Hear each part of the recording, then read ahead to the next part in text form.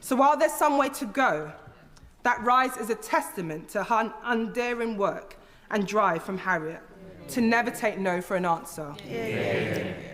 And while I'm daunted to have the responsibility of representing part of her former constituency in Camberwell Green, I could not have had a better example to learn from. My pledge to her and to the new constituents is that I will do my best to carry on her legacy and being a strong voice in Parliament for those communities. Lastly, I cannot think of a more fitting replacement as the mother of the house than my good friend, our auntie, the Right Honourable Member for Hackney South, North and Stoke Newington. She was elected when I was just 6 years old, and seeing her in the media making a voice of black women heard in Parliament gave me the confidence that I could stand here and make sure that people in my community could have a voice in the decisions that impact them. We stand on your shoulders and we respect and salute you. Thank you. I welcome the government's plan to introduce draft race equalities legislation to build on this work, and I look forward to working with ministers to develop it. We should not underestimate the difficulties that both Baroness Harman and the Right Honourable Member for Hackney North and Stoke Newington have gone through to make their voices heard, and the challenges they face even now. But their trailblazing examples means that those of us elected today face far fewer challenges in representing our communities, and we have more friends to go through those challenges with. And because of them, Mr. Speaker, it means that a black working class girl from a South London estate can stand before you today with the honour of seconding this loyal address. The question is that the humble address be presented to His Majesty as follows. Most gracious Sovereign, we, Your Majesty's most dutiful and loyal subjects, the Commons of the United Kingdom of Great Britain and Northern Ireland, in Parliament assembled, beg leave to offer our humble thanks to Your Majesty for the gracious speech which Your Majesty has addressed to both Houses of Parliament. I now call the Leader of the Opposition, Rishi Sunak.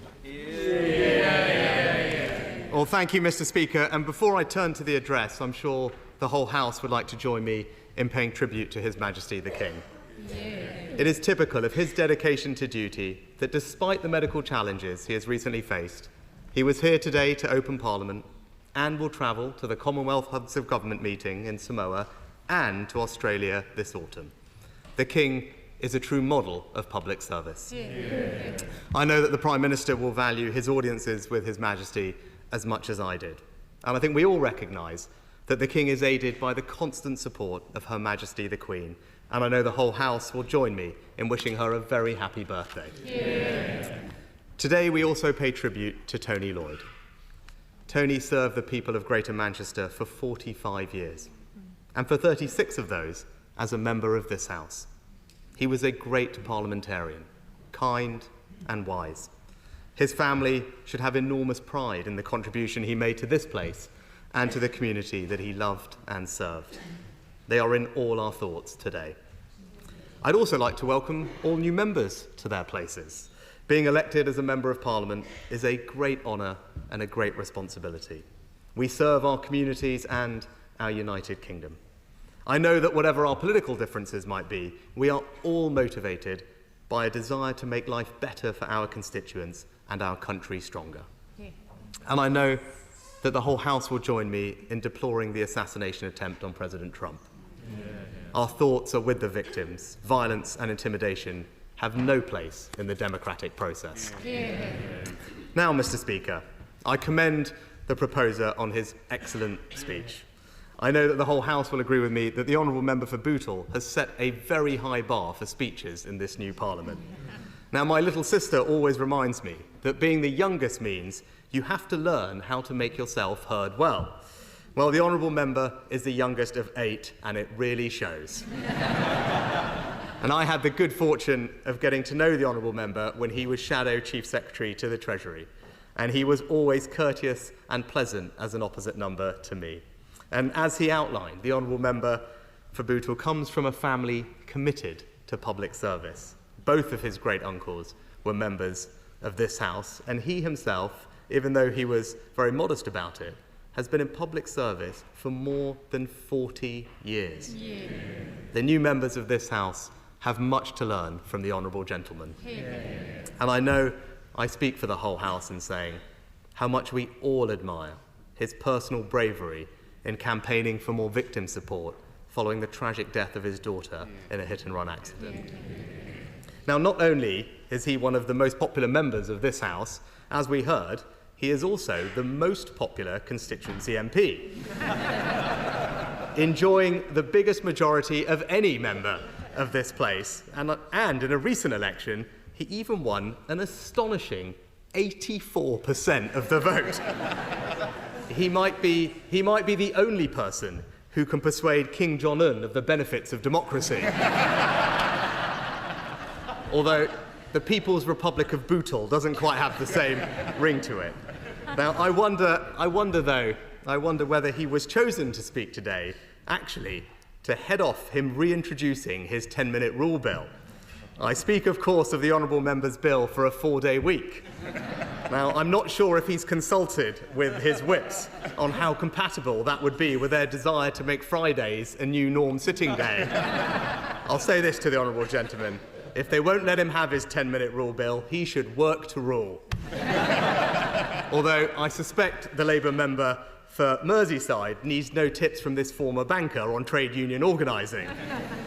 Now, the honourable member for Vauxhall and Camberwell Green spoke with typical verve. She is someone inspired by a desire to serve and her strong faith. But she never lets any of this go to her head. Today she was chosen because of the high regard she is held in, but she is also one of the kindest members of this House. Yeah. Regularly baking Victoria sponges for her staff and others, although post the election result, perhaps red velvet might be now on the menu. And the Honourable Lady has campaigned bravely against gang violence, both in the London Assembly and in this House. And she is so right that we must not become desensitised to knife crime. She represents the place where she grew up and does so with passion and determination. And now that I have a lot more time on my hands, I intend to be a regular visitor to her constituency, especially in the summer months. One of my favourite places to watch cricket is, of course, the Oval. And as Prime Minister, I had the privilege of playing there with the wonderful Emily Rainsford-Brent and the young black cricketers on the ACE programme. I applaud the Honourable Lady for her work with that scheme. I can reassure her, though, that I won't go as far as the last Conservative Prime Minister to speak from this dispatch box, who proposed removing that part of her constituency to a desert island along with his 8 favourite records. The Honourable Lady's story is truly an inspirational one. To go from caring for your mother as a teenager to this House shows what is possible in our country.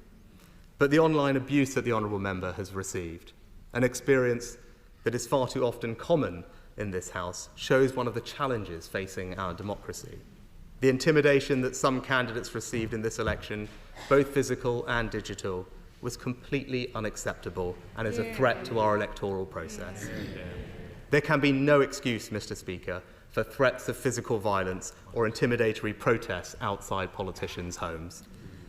Now, the Honourable Lady will have been picked to second the Loyal Address because the Whip's office have got her down as one who will go far. If I may offer some words of advice to members opposite. On the government benches, life comes at you fast. Soon you might be fortunate enough to be tapped on the shoulder and offered a junior ministerial role. Then you'll find yourself attending Cabinet, then in the Cabinet, and then when the Prime Minister's position becomes untenable, you might end up being called to the highest office. And before you know it, you have a bright future behind you, and you are left wondering whether you can credibly be an elder statesman at the age of 44. Now, it is right to begin by congratulating the Prime Minister on his decisive victory in the election.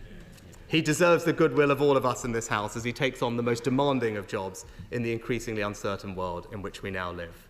Now, the party opposite has successfully tapped into the public's desire for change. But they now must deliver change, and we on this side of the House will hold them accountable for delivering on the commitments that they made to the British people. In the national interest, we will not oppose for the sake of it, but when we disagree with the government, it is our responsibility as the opposition to say so. And what will guide us will be our principles: sound public finances, a belief that people know how to spend their own money better than governments do, that private enterprise, not state intervention, is the key to delivering growth and prosperity, public services that work for those who need them, an education system that gives everyone the best start in life, secure borders, and a strong national defence. Now, I welcome the government's decision to bring forward Martin's Law. I'm sure that the Prime Minister will find, as I did, that one of the most humbling parts of the job is seeing people whose lives have been touched by tragedy and seeing how they don't turn to anger or bitterness, but campaign to ensure that other families do not have to endure the same pain that they did.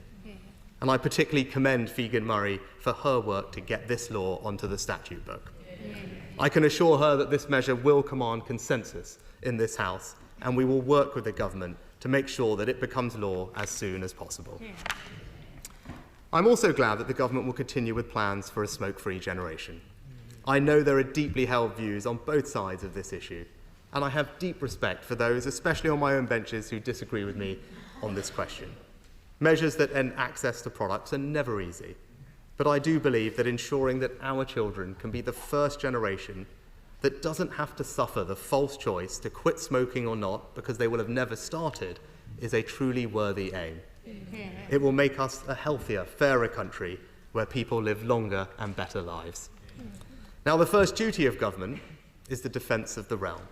And we're fortunate in our country to be protected by armed forces who are unrivalled in the world for their professionalism, bravery and skill. And I know the whole House will agree with me that they are truly the best of us. Every month in my previous job, I became more concerned about the threats to our country's security. We live in an increasingly uncertain world. We need greater investment in our military if we are to deter our enemies and defend our interests.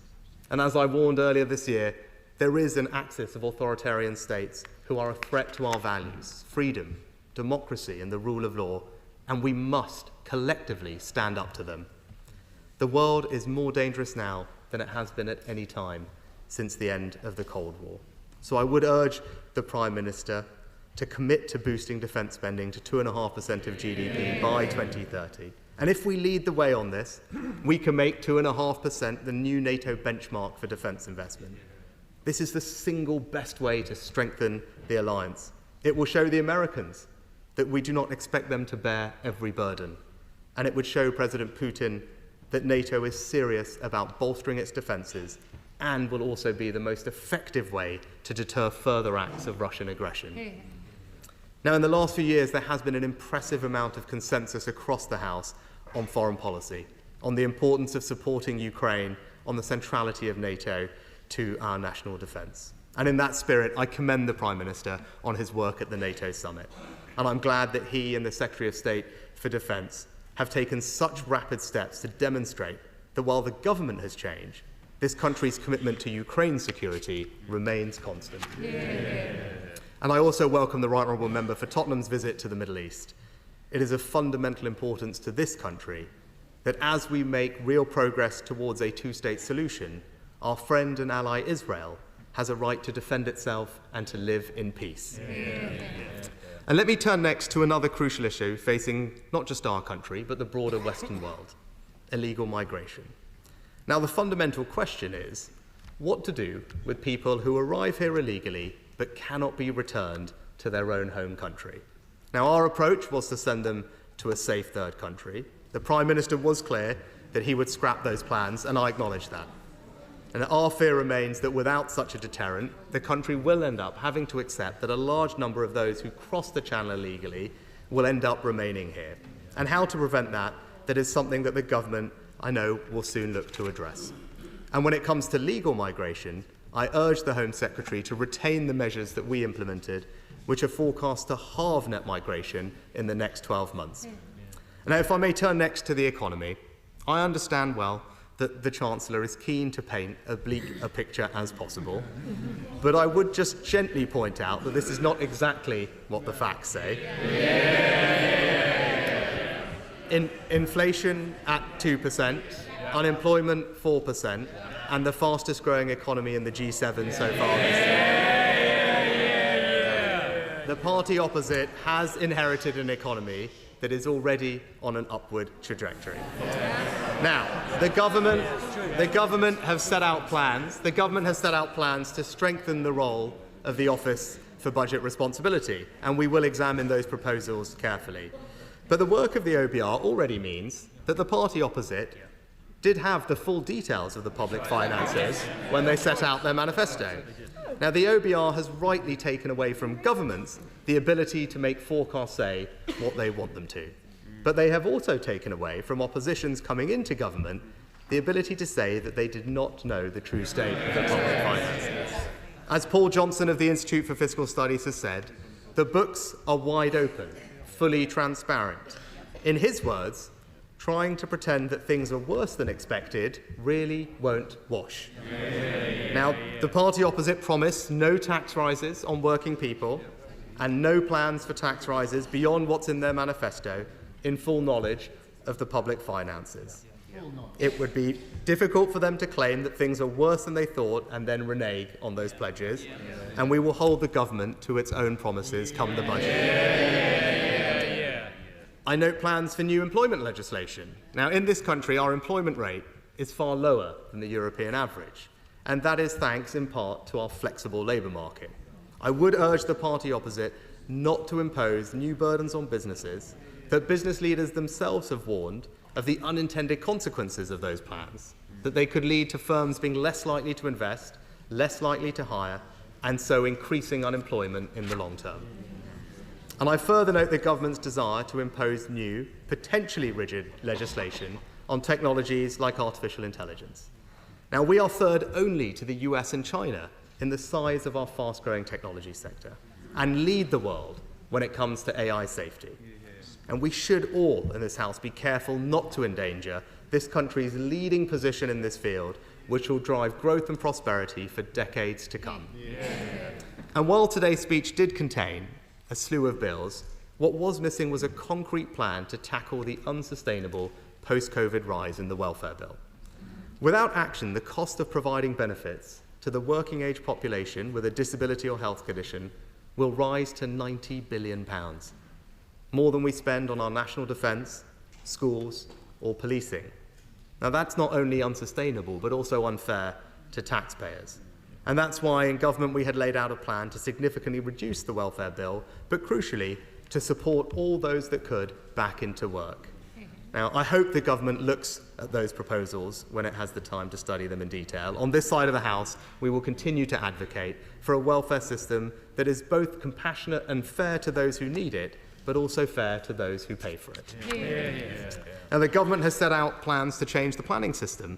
We will, of course, study these thoroughly as well, as we all wish to see more homes built and the planning process speeded up. But I would say that a system that does not allow local people to have a say will damage public consent for more housing in the long term. And I regret there was no mention of rural communities and farming in the King's speech, much like my own, but I hope in time the government will bring forward proposals. Now, turning to net zero, this country has decarbonised quicker than any other major country, and we have managed to do that while growing the economy. As a country and across this whole House, I know we will all be proud of that achievement. Now, the government plans to decarbonise the grid by 2030, but there is a real danger that if the government puts the speed of doing this ahead of family finances and our energy security, then we will again lose public consent for the measures necessary to ensure that we actually reach our 2050 net zero target, a target on which there is genuine consensus between our two parties. As even one of the Prime Minister's own supporters has warned, this 20 plan will, and I quote, just mean we will have to import our energy. Strategically, we become more vulnerable. We will pay more money for our energy. So I hope that the Energy Secretary reflects on those thoughts. Now, lastly, Mr. Speaker, the government has set out plans for reforms to the other place. Looking at the benches opposite, there can be no doubt about the government's ability to get them through this House. But the effects of these changes will last long beyond this Parliament, long beyond our tenures in these jobs. I would suggest that when it comes to constitutional reform, it would be good to proceed on a cross-party basis, rather than to use a simple majority in this House to push things through. And that consensus should include the crossbenchers whose convener would be removed by the government's proposals. I also suspect that the public would prefer the government to prioritise practical, real-world issues over constitutional wrangling. However, I welcome the news that the government has paused on their plan to force members of the other place to retire at 80. Now, this proposal always felt like it would be a blunt instrument. And indeed, in the dissolution honours, the Prime Minister nominated rightly the former Right Honourable Member for Derby South, who will be a strong addition to the other place, despite the Right Honourable Lady being already over the retirement age that the Labour manifesto proposed. So, Mr. Speaker, let me close by saying that we, of course, recognise that the British people have entrusted the party opposite with the task of governing our country. On our side of the House, we will fulfil our duties as the loyal opposition, professionally and effectively. And across this House, we are all first and foremost patriots. We all wish to see our country and our people flourish and succeed. And in that spirit, I wish the new Prime Minister and the new government well. I now call the Prime Minister, Sir Kier Starmer. Thank you, Mr. Speaker. Before we begin, may I join the Leader of the Opposition in his tribute to His Majesty the King. It is so heartening to see him in his rightful place, delivering the gracious speech. And I'm sure the whole House will not mind, once again, wishing him a speedy recovery. Can I also join in wishing Her Majesty the Queen a happy birthday? Mr. Speaker, we also wish President Trump a speedy recovery from the appalling attempt on his life at the weekend. I spoke with President Trump on Sunday night to pass our best wishes, but also to share our revulsion at the senseless violence which has no place in democracy. Last time this address took place, and I stood at that dispatch box, I could see for the first time the then new plaque, now behind me, commemorating the memory of Sir David Amess. And I know how hard that loss was for members on the opposite benches. And now, standing on this side, I can see for the first time in front of me the plaque to our dear friend Jo Cox, with her words that catch the air of this chamber even more at a moment like this, more in common. So while our thoughts at this time are, of course, with President Trump and the American people, we cannot think that this is something that only happens elsewhere. We must heed the words of President Biden to lower the temperature of our democracy, work across our disagreements, and find each other's common decency. Mr. Speaker, I also want to congratulate the England football team for their achievements in the Euros, something the Leader of the Opposition and I were talking about this morning. Yes, the trophy eluded us again, but the team can be proud of another exceptional performance, something I'm sure the whole House would be only too pleased to recognise. And we pay tribute to Gareth Southgate, who shouldered the burden of national leadership with such dignity. Mr. Speaker, this government has been elected to deliver nothing less than national renewal, to stop the chaos of the past 14 years, turn the page on an era of politics as noisy performance, and return it to public service, and start the work of rebuilding our country. A determined rebuilding, a patient rebuilding, a calm rebuilding, a rejection in this complicated and volatile world of those who can only offer the easy answer, the snake oil charm of populism. Mr. Speaker, as the last 14 years has shown, that road is a dead end for this country. It does nothing to fix our foundations, and the British people have rejected it, as they have throughout our history. What people really want is change, and change is what this government of service will deliver. A King's speech that takes the brakes off our economy and shows to the British people that politics can be a force for good, the vehicle for improving lives of millions, no matter who you voted for. Mr. Speaker, it's a day when we get on with the serious business of government. And yet a House with no time for levity would go against the grain of our traditions. So it's fantastic to hear my honourable friend, the member from Bootle, in such fine fettle today when proposing the humble address. He spoke with great passion, as he always does, for his constituency, famous, as he himself mentioned, for the Anthony Gormley sculptures on Crosby Beach. It's a work of art that's entitled Another Place, a collection of gently rusting figures for whom the tide is perpetually coming in. a solid grounding should he ever consider a career in the other place. But I'm sure this House will agree. He is also one of the warmest and most generous members.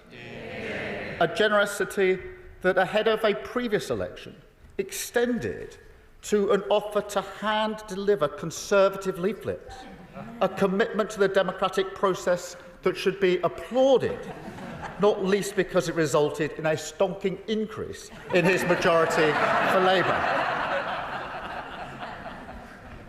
But, Mr. Speaker, as anyone who knows my honourable friend will confirm, while he does like to relax with a glass of wine and listen to Engelbert Humperdinck, for him, family always comes first. And the Leader of the Opposition referred to his daughter. And growing up, he was cared for by his 4 sisters. And now he is never happier than when he's with his grandchildren, who are convinced that he knows Mary Poppins personally, a belief I note he has never discouraged. He has been a tremendous servant to our family, the Labour family, and we thank him for his outstanding speech today. Mr. Speaker, the address was seconded by the honourable friend, the member for Vauxhall and Camberwell Green. A fitting tribute for a royal occasion, as I'm told she is known as Queen Flo on Instagram.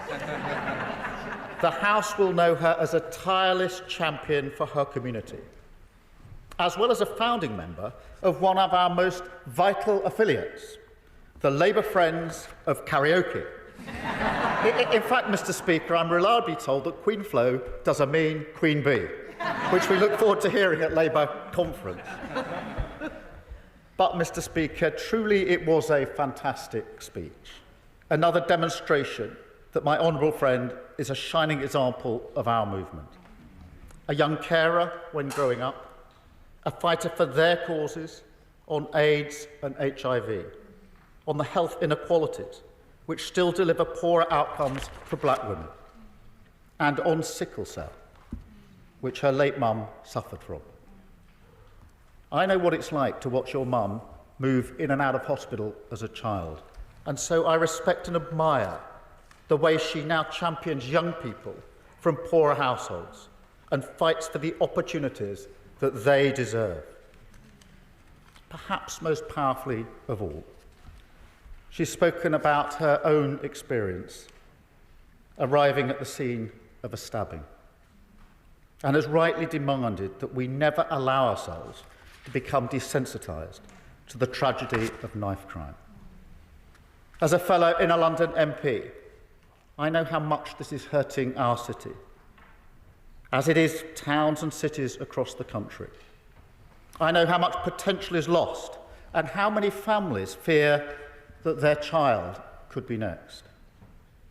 So be under no doubt, turning the tide on this violence is absolutely central, a key mission that this government of service will take on. Mr. Speaker, both speeches were in the finest traditions of this House. Let me also follow the Leader of the Opposition and mark the passing of our colleagues in the traditional way. Because since the last gracious address, the Labour Party has lost a stalwart of our movement with the passing of Tony Lloyd, who served in 36 years of distinction the communities of Rochdale, Manchester Central and Stretford. I had the chance to speak to Tony just days before he left us. That was when he was leaving hospital to go home, and he knew it was for the last time and that he wouldn't see a day like this. And without being partisan, I can tell you he would have loved to see the House set up as it is today. He would have told us, using his experience, to use every precious moment that we have to serve those communities that he held so dear, because that is what he stood for, the best of our movement, a champion of politics as a force for good. And, Mr. Speaker, that is the great test of our times. The fight for trust is the battle that defines our political era. And it's a task not just for this government, but for the whole Parliament. We are all responsible for the tone and standards that we set. And I want to thank the Right Honourable Gentleman in every exchange that we've had since the election. And in his words today, he has gone well beyond the usual standards of generosity, and I thank him for that. And in that spirit, this King's Speech picks up some of the important business not concluded in the last session. And so, on football governance and the reduction of smoking, we hope to proceed in a manner that recognises the previous consensus. We will also carry forward the Holocaust Memorial Bill. So we build that memorial next to this Parliament and make sure every generation reaffirms our commitment to never again.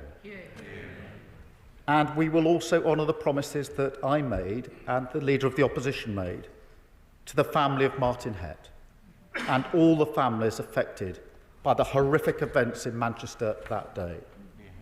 Figan Murray, Martin's mum, walked 200 miles to tell us that Britain needs that law quickly. I told her then that she would get that from a Labour government, and we honour that promise today, and I'm very grateful for the indication of the cross-party support we will have on that very important provision. Because the security of the British people is the most fundamental priority of any government. And whether our fight is against terrorists, the vile criminal smuggling gangs that weaken our borders, or foreign powers which threaten the security of this nation, we will leave no stone unturned when it comes to keeping the British people safe. And we will recognise the bravery of those on the front line of keeping us safe, with a new Armed Forces Commissioner.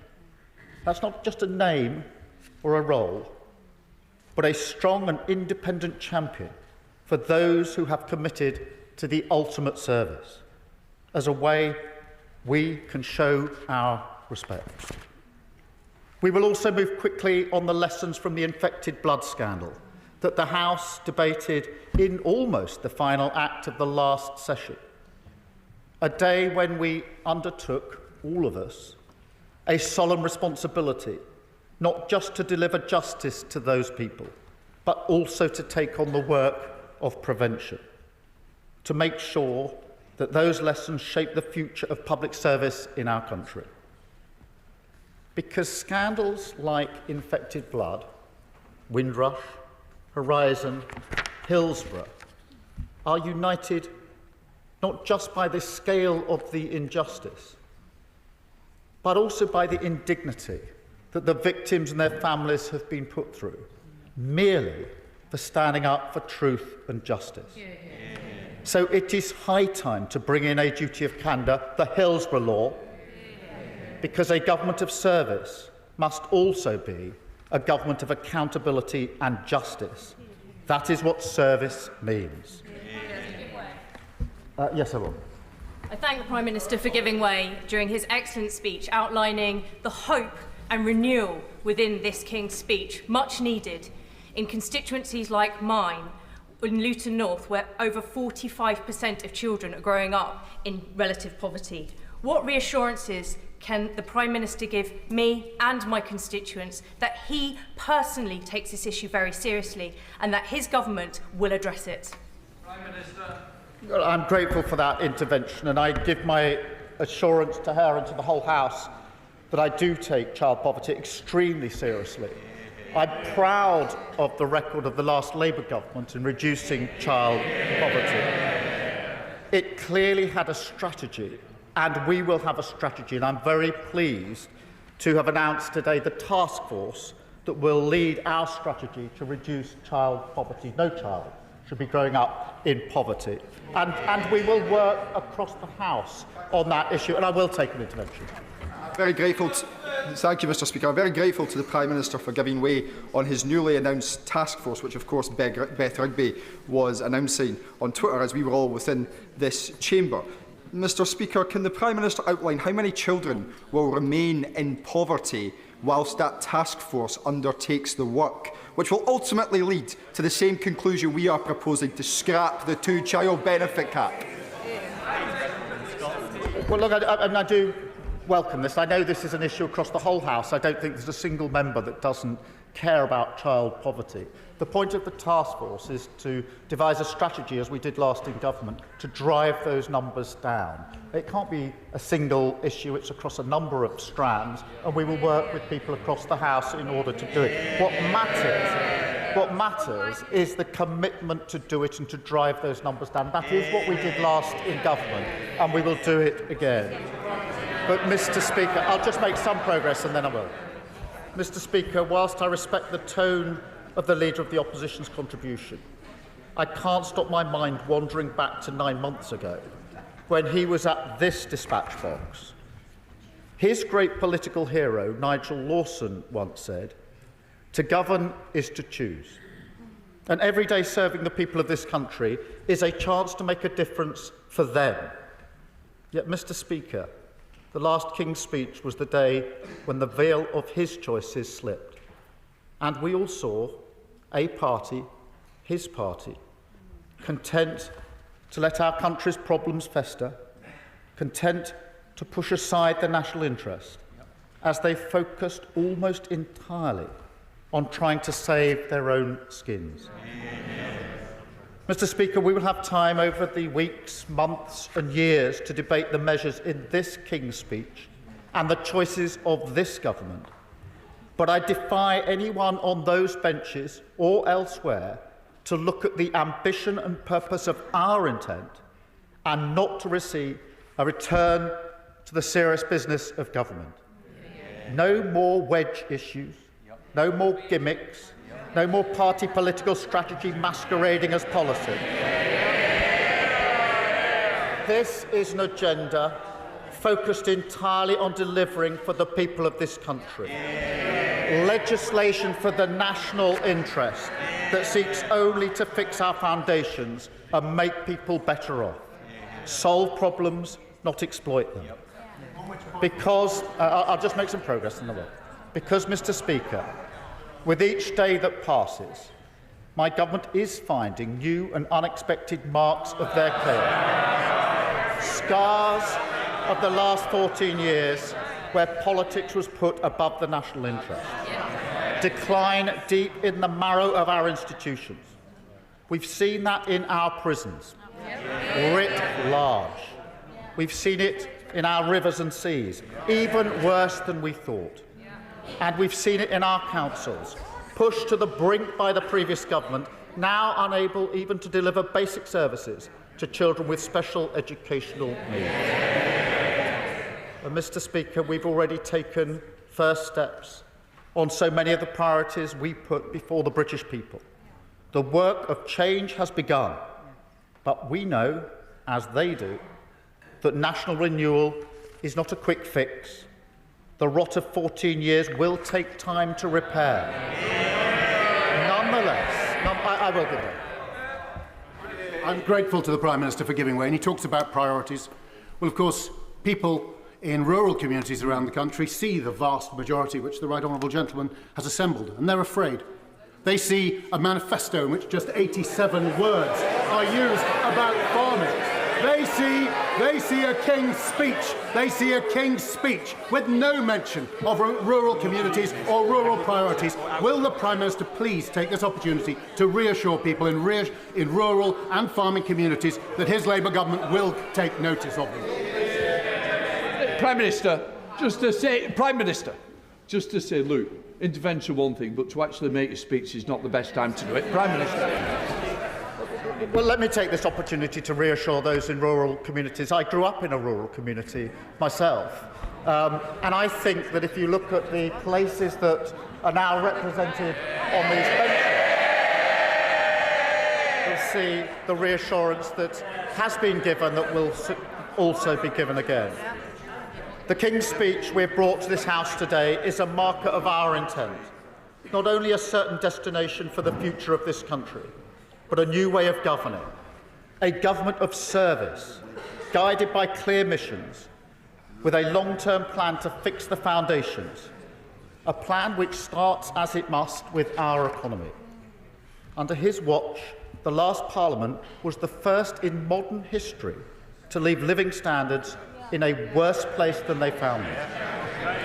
The consequence not just of Tory irresponsibility, but of a more pervasive inability to face the future. A ducking of the hard choices.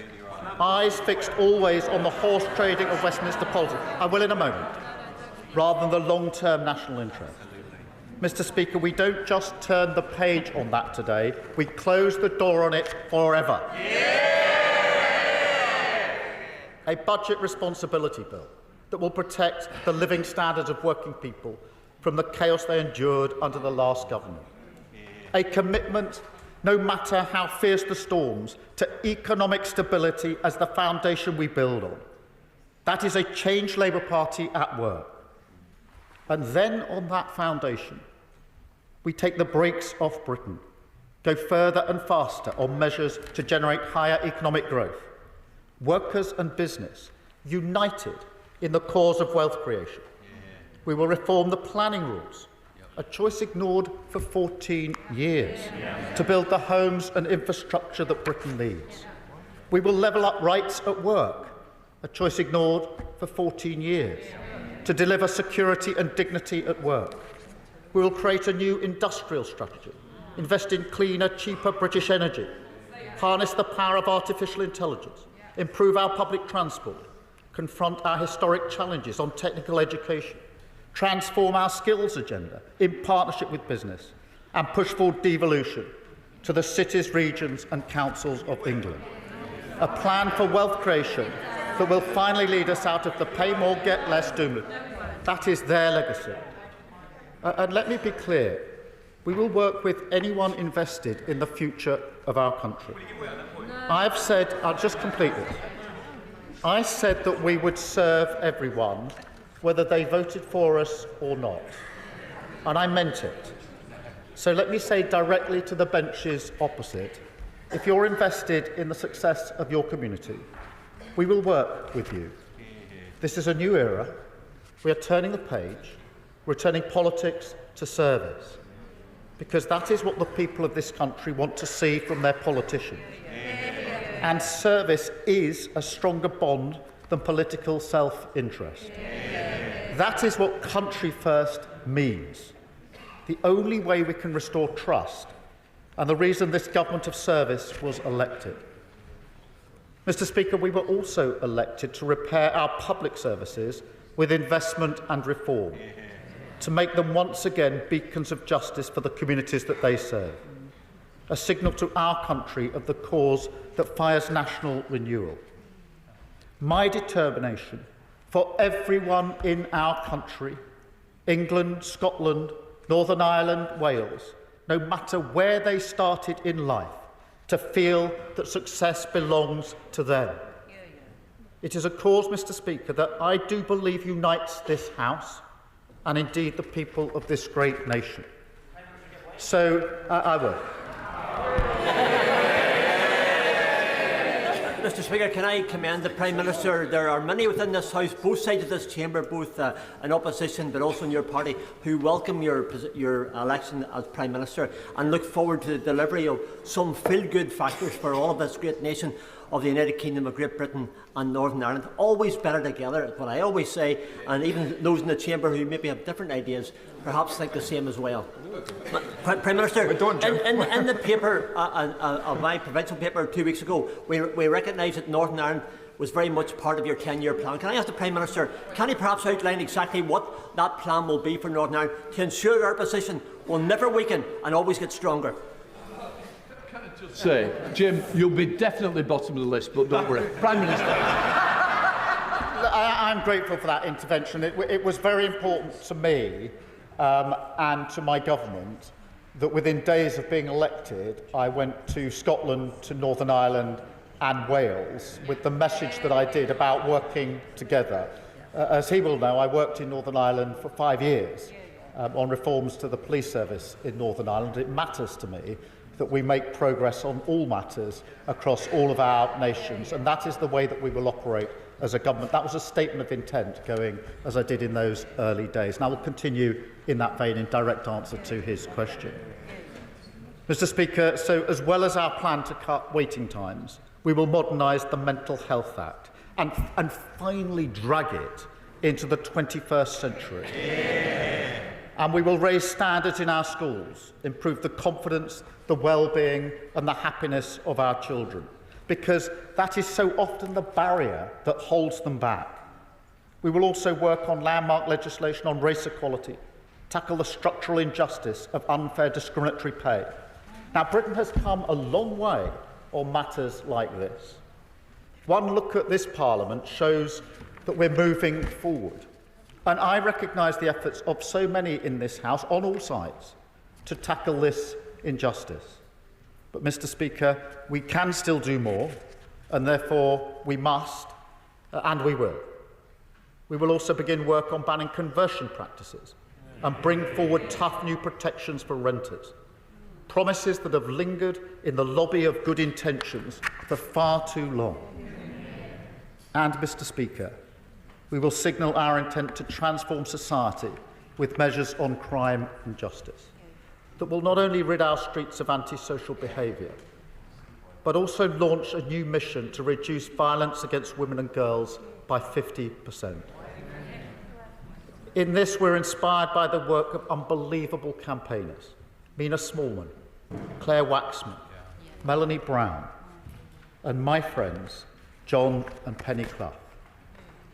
Mr Speaker, I will never forget the day that John and Penny came to my office and told me what they had been through just to get justice for their daughter, Jane, murdered in the car park of the Blackpool Hospital where she worked by the man awaiting trial on multiple charges of raping her. I gave them my word then that I would do what I could, not just for John and Penny and Jane, but for all the Johns, Pennies and Janes in our country.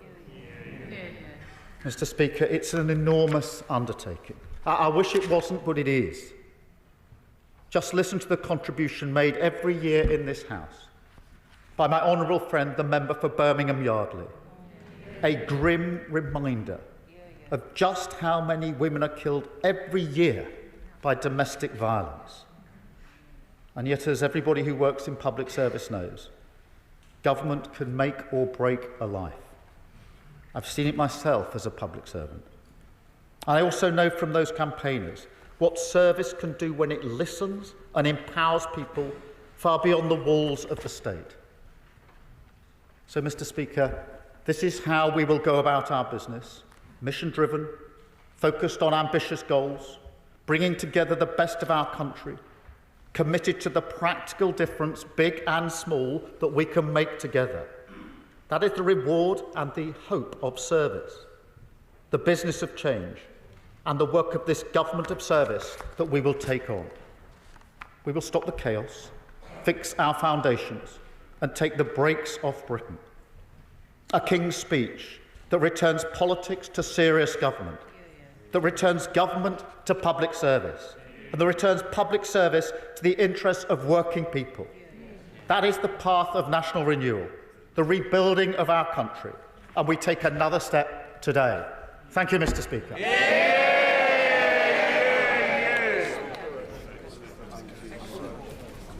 Order.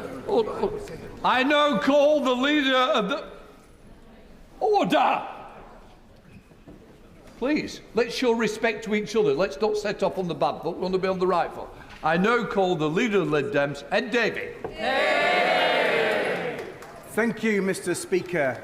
And on behalf of the Liberal Democrats, I want to add our sincere thanks to His Majesty King Charles for his gracious speech, and like other party leaders, wish him to continue on his recovery, and also join them in sending our best returns, happy returns on the birthday of Her Majesty. And as we remember members who were killed in service and condemn the appalling assassination attempts on President Trump, we should all commit ourselves to a new politics where we respect, where we disagree with respect, and we listen to each other, and we try to bring the dialogue on politics in our country together from the divisions we've seen. And can I join others in paying tribute to the late Tony Lloyd? He had many campaigns and many issues that he championed in this House. I had the huge privilege of joining him on an all-party trip to Israel and Gaza, because one of his commitments was to peace in the Middle East, for justice for the Palestinians and for a two-state solution. And let us all commit ourselves to that again. And I would also like to pay tribute, Mr. Speaker, to the honourable members for Bootle and Vauxhall and Camberwell Green for their accomplished speeches, proposing and seconding the loyal address. I know the member for Bootle comes from a political family. He explained that in some detail, and I believe his great-uncle Peter, once the Labour MP for Preston South, later became a Liberal councillor in Liverpool.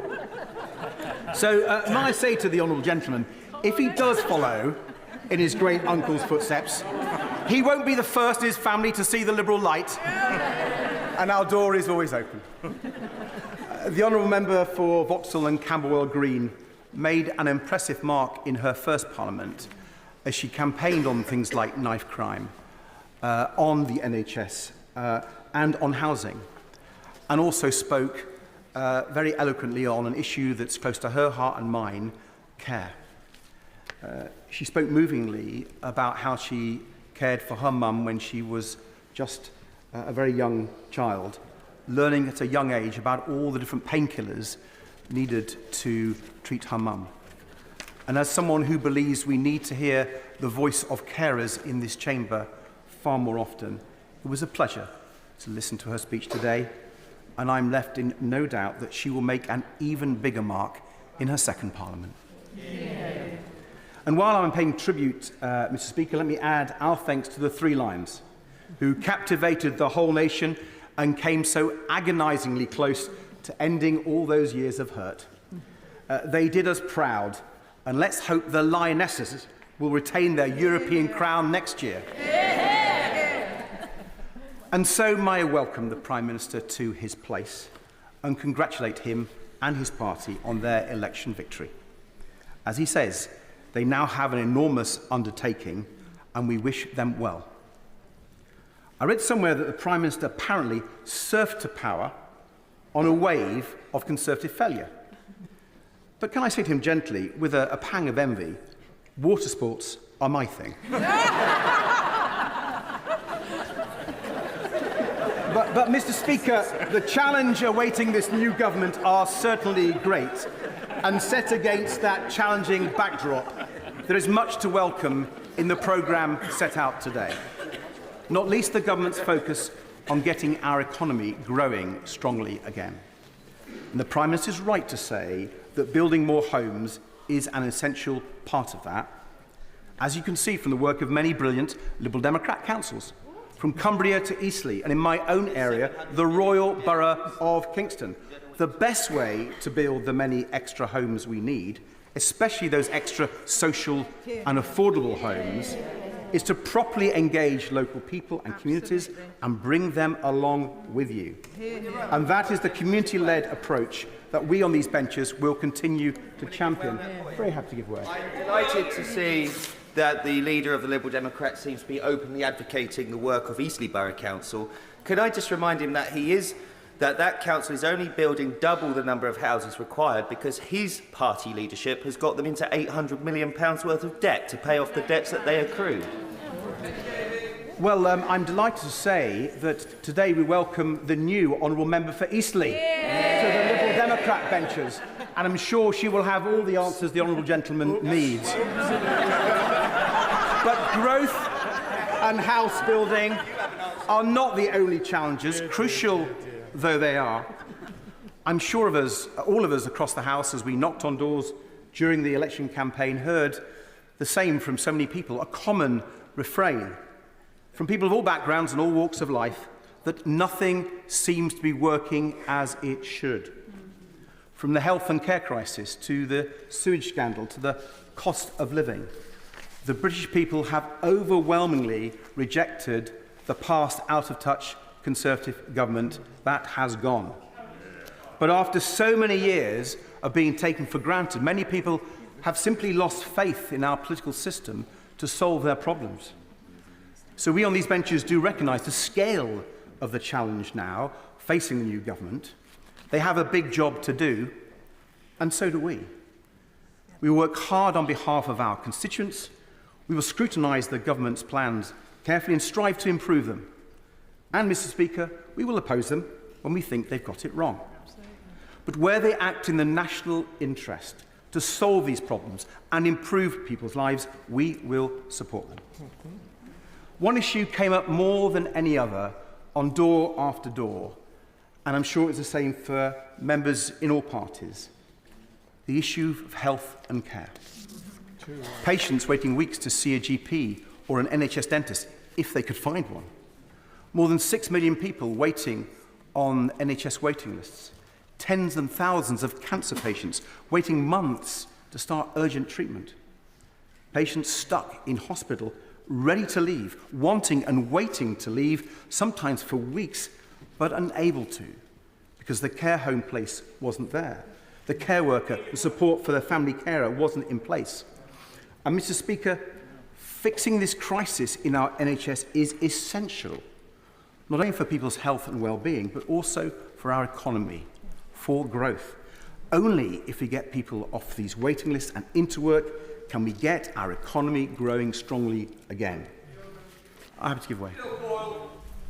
He mentions the delays and the waiting side in NHS social care. So how much does he regret his role in the 5 years he spent in coalition with the Conservatives creating that situation?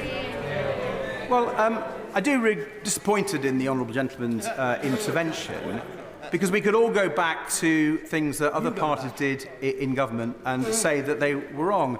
And I would just say to the Honourable Gentleman, I come to this task now in a spirit of constructive opposition to work through for the best for our country, and I hope he and other members will too.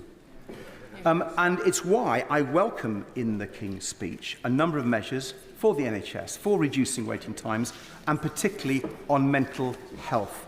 We want to work with the government to improve those. They are long overdue.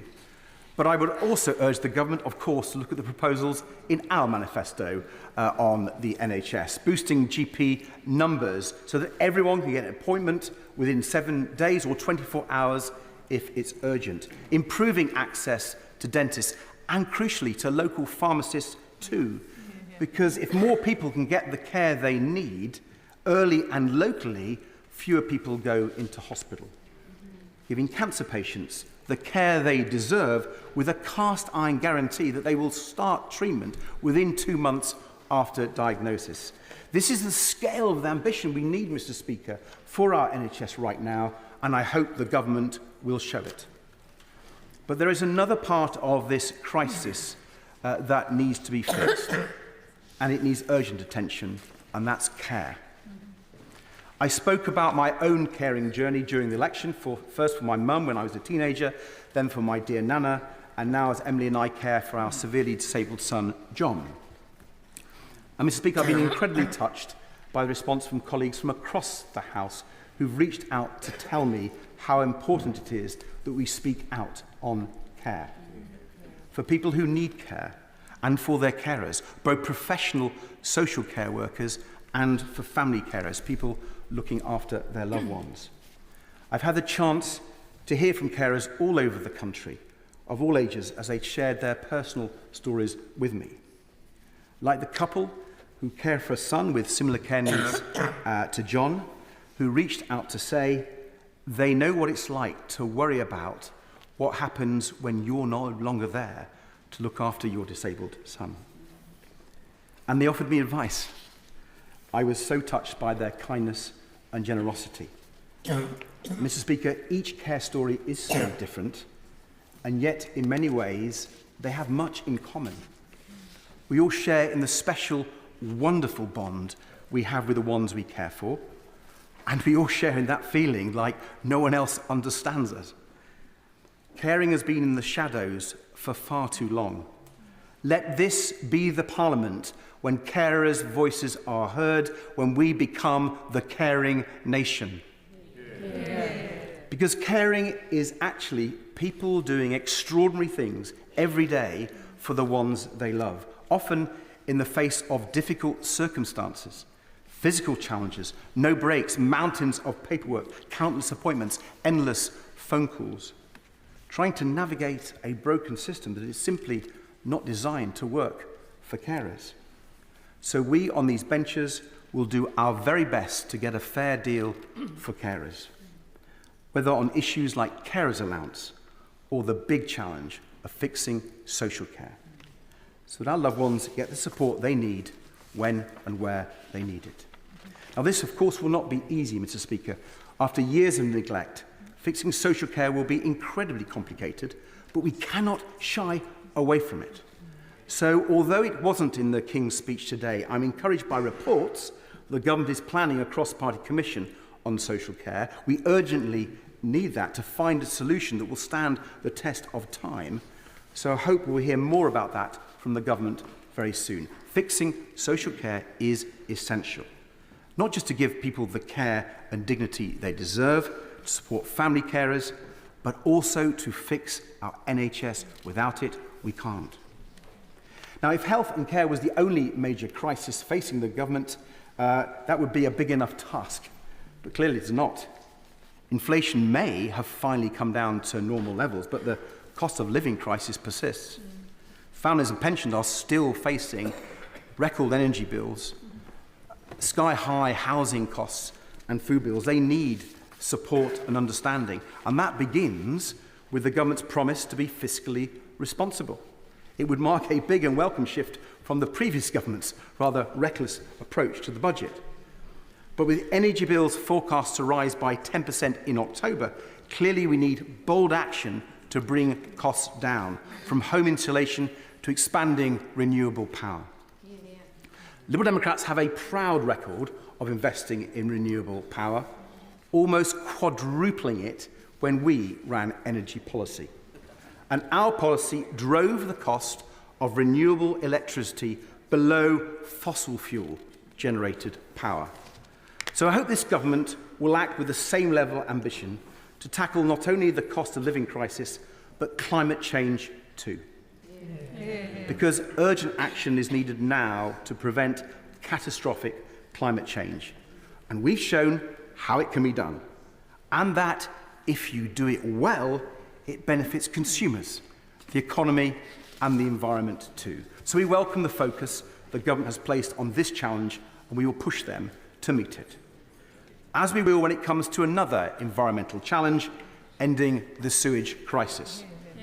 The election campaign showed clearly, for anyone who still doubted, the strength of public anger about the pollution being put into our rivers, into our lakes and onto our beaches.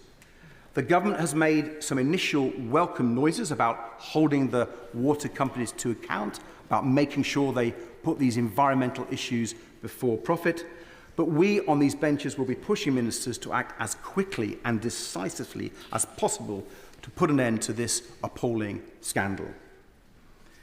health and care, the cost of living, climate change, sewage. These are big crises that just got worse and worse over the last years of the last government.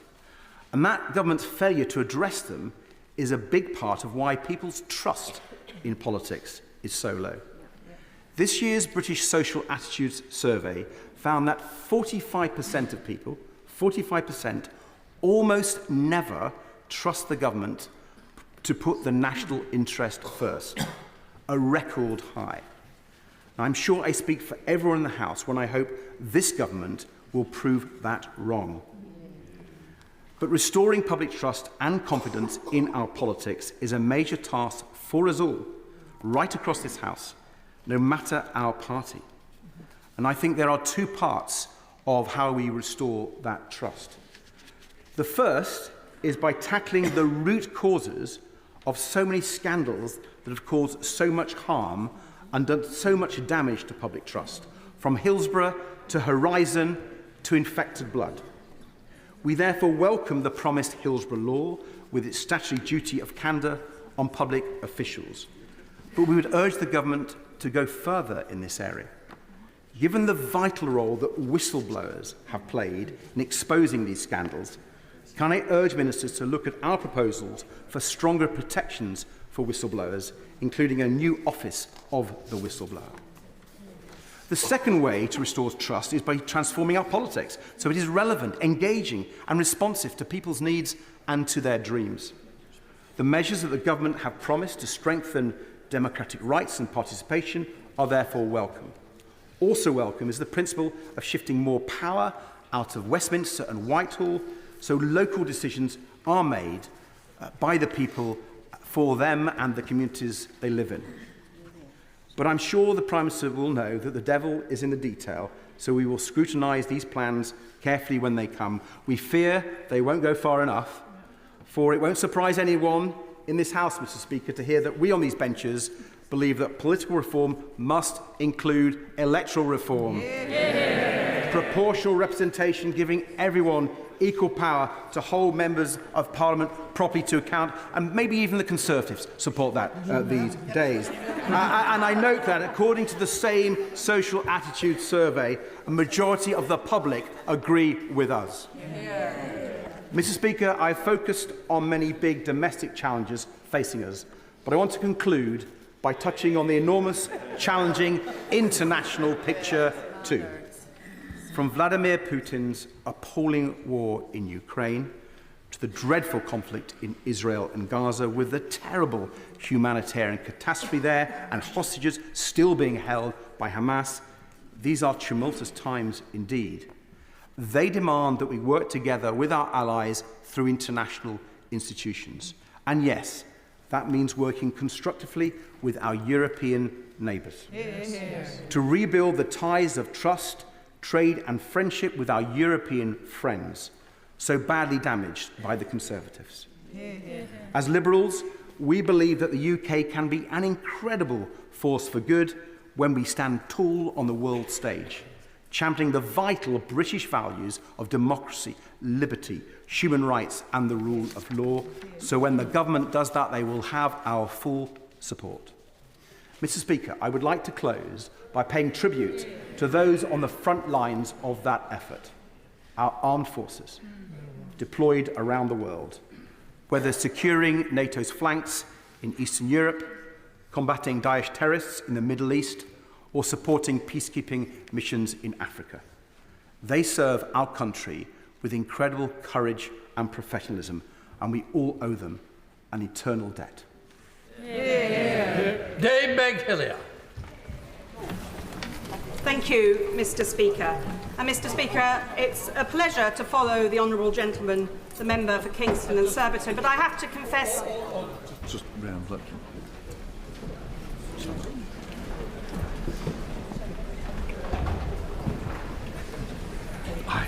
Dave Begg-Hillier. Thank you, Mr. Speaker. I have to confess I'm a little disappointed with the honourable gentleman, because today he walked into the chamber and I think he could have at least tried a bungee jump or maybe freewheeling on a bicycle. But I can applaud him for his efforts in the campaign, which kept us all entertained and clearly paid some dividends looking at the size of his benches today. I also welcome and thank the honourable members proposing and seconding the humble address. But I have to say to the honourable member from Bootle, he may be the youngest of 8, but I'm the second of 10.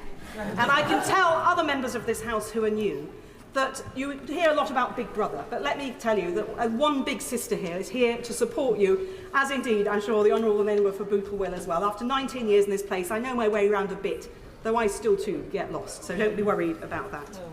And I really was delighted to hear the honourable member, my friend, the member for Vauxhall and Camberwell Green.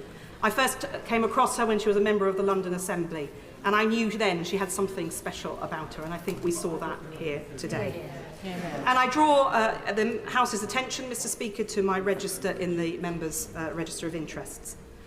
I spent nearly a decade chairing the Public Accounts Committee in this place in the last Parliament and the previous 2, and in that role I saw many egregious examples of incompetence, bungling and waste, whether it's water companies, school buildings falling down with reinforced concrete and other things, rail infrastructure, a running sore, defence procurement and national embarrassment, and the scandal of PPE procurement during COVID. Again and again, government bungles, poorly drafted contracts, lack of oversight, dodged responsibility, endless excuses, and the taxpayer picking up the tab. No wonder people were so angry at the election. No wonder they voted for change and for my right honourable friend, the Prime Minister. Yet now, the true extent of the Tory mess is coming to light. As my right honourable friend, the Chancellor, has revealed, it is even worse than we thought. She's opened the books, looked under the bonnet and seen that true extent, the mess that is now for a Labour government to clear up. The previous government partied, they squabbled, they helped their mates, but they did not fix the roof when the sun shone. They trashed the joint. From austerity to the PPE scandal to Trussonomics, remember that? They weakened the fundamentals of our economy and stretched our public services to breaking point. And one of my last reports as a chair of the Public Accounts Committee was my annual report, where I listed what I called the big nasties, some of which the Chancellor is revealing to us now. That 700,000 pupils are in schools that are not fit for purpose, that our hospitals are falling, that the much vaunted 40 new hospitals was in fact far fewer and never going to be delivered on the timetable promised, and the gaping hole in our defence budget. And I certainly applaud the approach of this government, and it seems some consensus from the other side, that we do need to see an increase in defence spending. But the consequences of this mess that have been left behind by the previous government are human. According to the House of Commons Library, nearly 1/5 of children in my borough of Hackney live in absolute poverty. And Mr. Speaker, 4 in 10 children in Hackney live in poverty after housing costs are taken into account, according to the Joseph Rowntree Foundation's recent figures. And my constituency is in the top 5% of English constituencies with children who are income deprived. This is the shameful legacy of 14 years of failure. In one of the world's greatest and richest cities, a bus ride from the financial powerhouse of Liverpool Street, no child should be cold or hungry or lack a winter coat or decent shoes. Schools in Hackney have kit rooms for the children who turn up without the requisite uniform and lend it for the day in return for a token like their Oyster card. And no parent should be having to skip meals to feed their kids, which is what's happening too often in Hackney and elsewhere in the country. No child should be arriving at school with a rumbling tummy, which is why I welcome the breakfast clubs we already have in Hackney and the fact that one of the first acts of this Labour government will be to make sure that every child in primary school has a decent breakfast. And when we talk about stagnant wages, low productivity, flattening growth, lack of investment in skills and schools, and the abolition of Sure Start and the gig economy, there is this human cost. Right now, in a Hackney school, there is a hungry child whose huge potential is being wasted, whose opportunities are stunted, and whose life chances are hobbled. And a lot of people, when I first arrived in this place, 19 years ago, I had to tell people about the good things going on in Hackney because people had written off my borough as a poor and deprived area where things didn't happen. Now people think of the Shoreditch hipster, the tech companies, the city fringe. But underneath that, there is this huge poverty and this opportunity being stunted for our children. And this is the mess that this government now has to clear up. And another example of this is the housing crisis. A safe, warm, affordable place to live should be and is a basic right. We all need a roof over our heads before we can do anything else in our life, whether it be study or work or bring up our families. And yet after 14 years, my constituents face a housing crisis, whatever the tenure. The median household income in Hackney is just under £36,500 a year, according to Hackney Council. Yet the median house price in my constituency is £610,000. And this has doubled since 2010. This means, for those of you who haven't caught up on the maths yet, that a house costs more than 16 times the median household income. And the average first-time buyer in Hackney paid just under £600,000, according to the Land Registry. Over £500,000 for a first-time buyer. Well, that's not most first-time buyers, is it? That's the lucky few who've got help on either a very good job or help from the bank of mum and dad or other family members. I don't deny them that help, but that should be an opportunity available to all. It is utterly ridiculous that we're in this situation. Young professionals with double incomes are simply unable to afford a deposit to get a place of their own, being stuck often with family members into their 30s, forcing people into a rented accommodation with no security of tenure, rents so high that there is no spare money to save to get on the housing ladder. And according to the Public Accounts Committee's work, around 13% of privately rented properties pose a serious threat to health. That's 589,000 properties. So landlords are getting the rent, but landing their tenants in hospital with lung diseases, mental illness or physical injury. And the Public Accounts Committee estimated, and I hope the Chancellor's pricking her ears up on this, that this costs the NHS £340 million a year. So this makes the broader point. Economic inefficiency, child poverty, the housing crisis, and failing public services all cost us more money. The economics of decline is an expensive business. But, and we see a hope now with this Labour government, investment in jobs, homes, schools, skills, roads, the NHS, tackling crime, save the public money down the line. And as I was very often saying as chair of the Public Accounts Committee when I had the honour of holding that role, a penny of waste is theft from working people's pockets. And a fair economy is also an efficient economy. So, Mr. Speaker, I really, really warmly welcome the measures contained in this Labour King's speech. How nice it is to say those words after 14 years.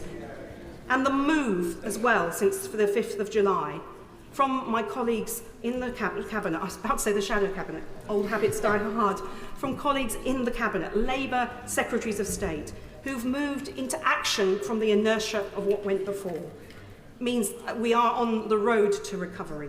It's going to be a long haul. But I welcome the measures to support start-ups and tech companies, particularly as I represent Shoreditch, where so many are based. The measures to revive skills, to modernise our health services, particularly prioritising mental health, and get more teachers into Hackney schools, and crucially, to build more affordable homes. And we need many of those homes in inner London, in constituencies like mine, where social housing is the only option for so many people. And only last week at my surgery, a woman came to see me, 4 children in a one-bedroom flat. Her elderly, sick father had had to come to live with them. That's how the family live, 4 children in a one-bedroom flat. And that is not uncommon at all. So we need to really drive that change to deliver not just the housing around the country, but particularly in the inner city. And I also recognise the lead and a step change in tackling net zero to decarbonise our economy with investment in renewables, insulation, carbon capture and green jobs, something I've examined a lot over the last decade, and we've seen the previous government fail on so often. And above all, I welcome the commitment of His Majesty's government, our Labour government, to kickstart growth in our economy. Without steady, sustainable economic growth, with the proceeds of growth fairly shared across the nation, we will continue our national decline. But instead, in this King's speech, we are offered a hopeful prospectus for change, the prospect of progress, a new sense of national renewal and hope after 14 years. We know it won't be easy, nor will it be as quick as we all impatiently want it to be. And as a former minister, and having been a member of the Public Accounts Committee for 13 years, I know that modernisation and reform can be frustratingly slow. I've seen many good ambitions be frustrated by poor delivery.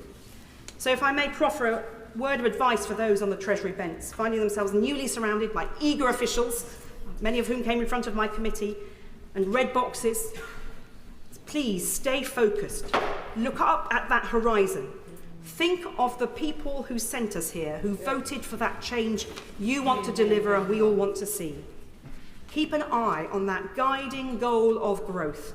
Test every proposition that comes across your desk against that simple question: does this promote or hinder growth? Because successful government, as the Prime Minister said, is mission-led. So we want to, of course, tackle poverty, build homes, transform our NHS. But the main mission is growth, because without that, we cannot deliver any of the others. I now come to Stephen Flynn. Thank you, Mr. Speaker. Let me begin by congratulating the Prime Minister on his first King's Speech. I'm sure it's an incredibly important moment for both him and his family, and I do wish him well over the months to come. I'm sure it's going to be an incredibly challenging time, but I do again repeat my best wishes to him and indeed all of his new colleagues on the benches beside him. I just want to firstly reflect, though, Mr. Speaker, on the fact that the day the election was called, there was a Prime Minister's questions, and I perhaps goaded the former Prime Minister in respect of calling a general election. I think I referred to him as being feared. Should he not do that? I'm not sure entirely who fared worse from his decision to do so out of the two of us, but it's maybe something we can both reflect upon in due course. But, Mr. Speaker, the opportunity that is now in front of this Labour government is enormous. They have a parliamentary majority which will go down in history.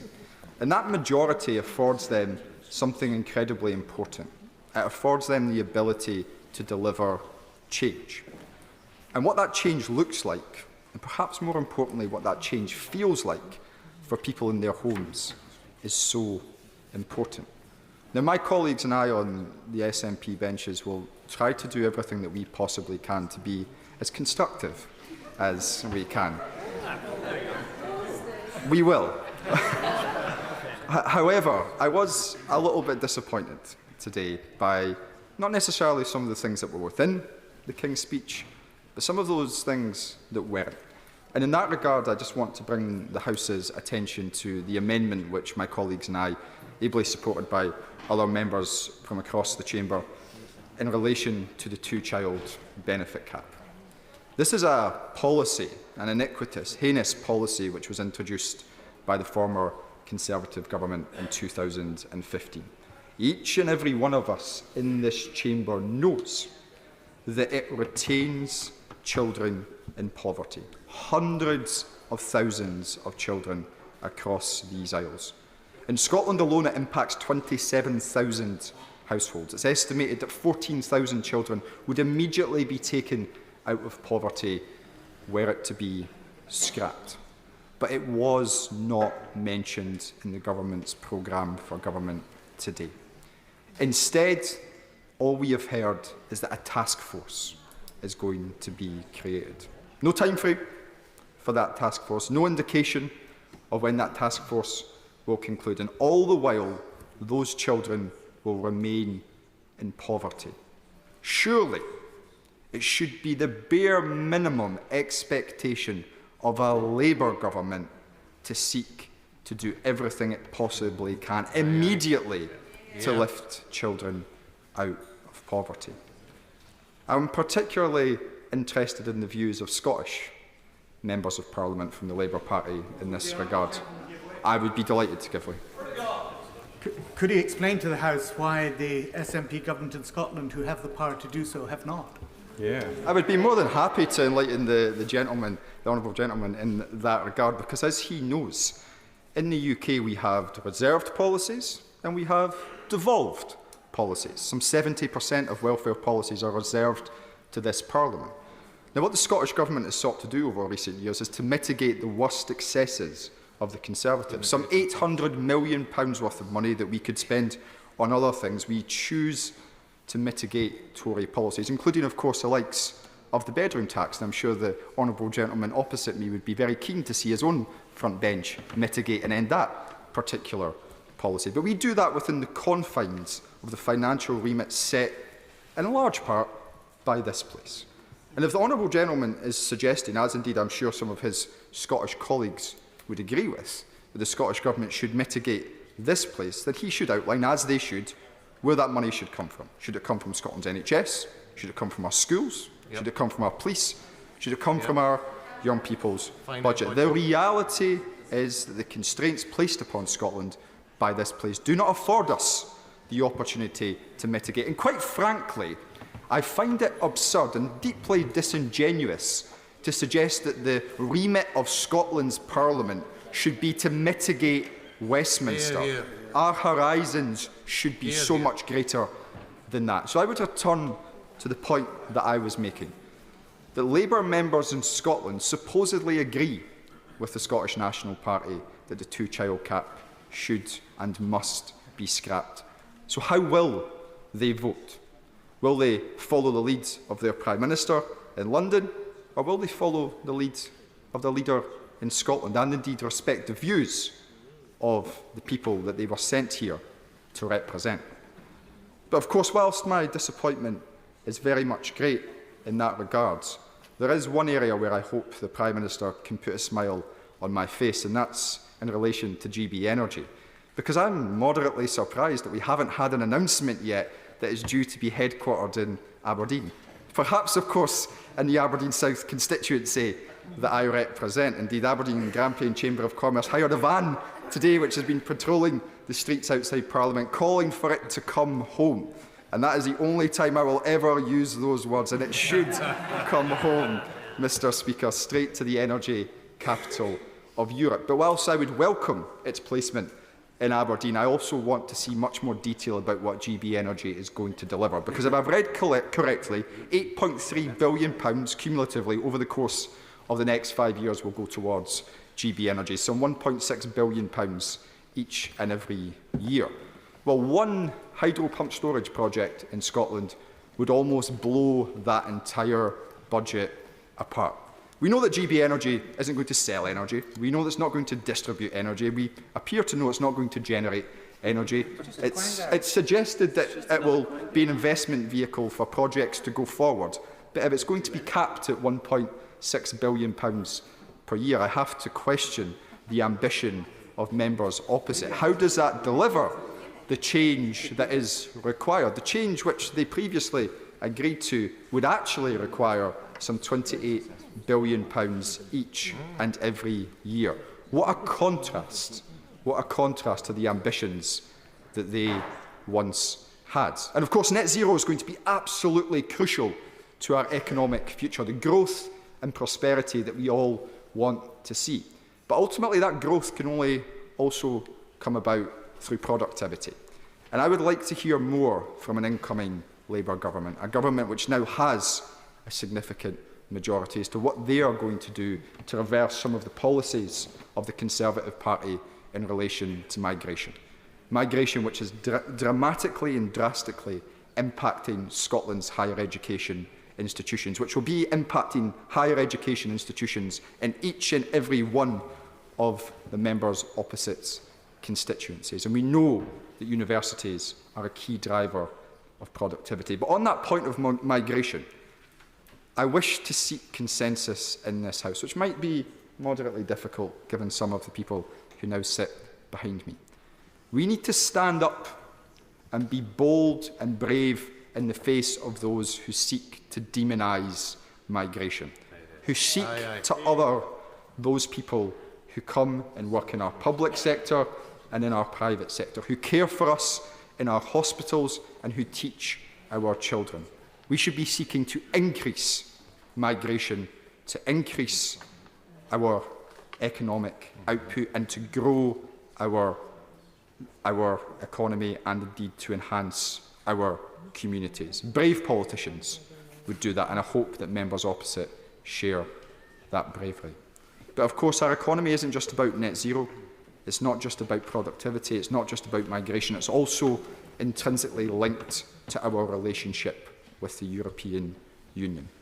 And I look forward to seeing what the government comes forward with in respect of its proposed new relationship with our friends and allies in Europe.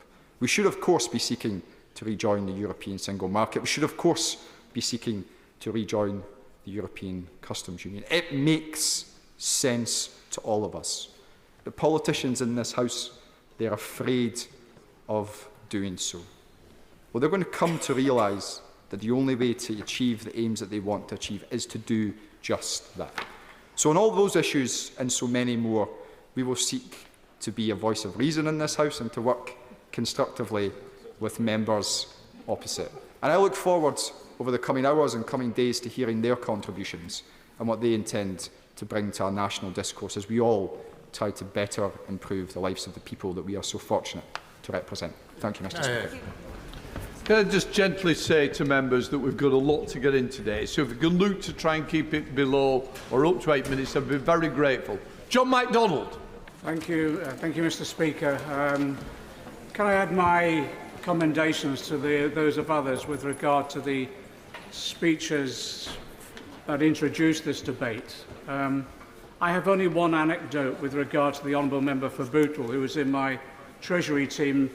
He's a fan of Shostakovich, and one occasion we went to the Royal Albert Hall to listen to a Shostakovich symphony. It was the symphony that Dmitry Shostakovich upset Stalin by, and it almost cost him his life. But we thought the performance was superb, but there were two grumpy old men in front of us, and at the end of this symphony, one turned to the other and said, "Stalin may have had a point."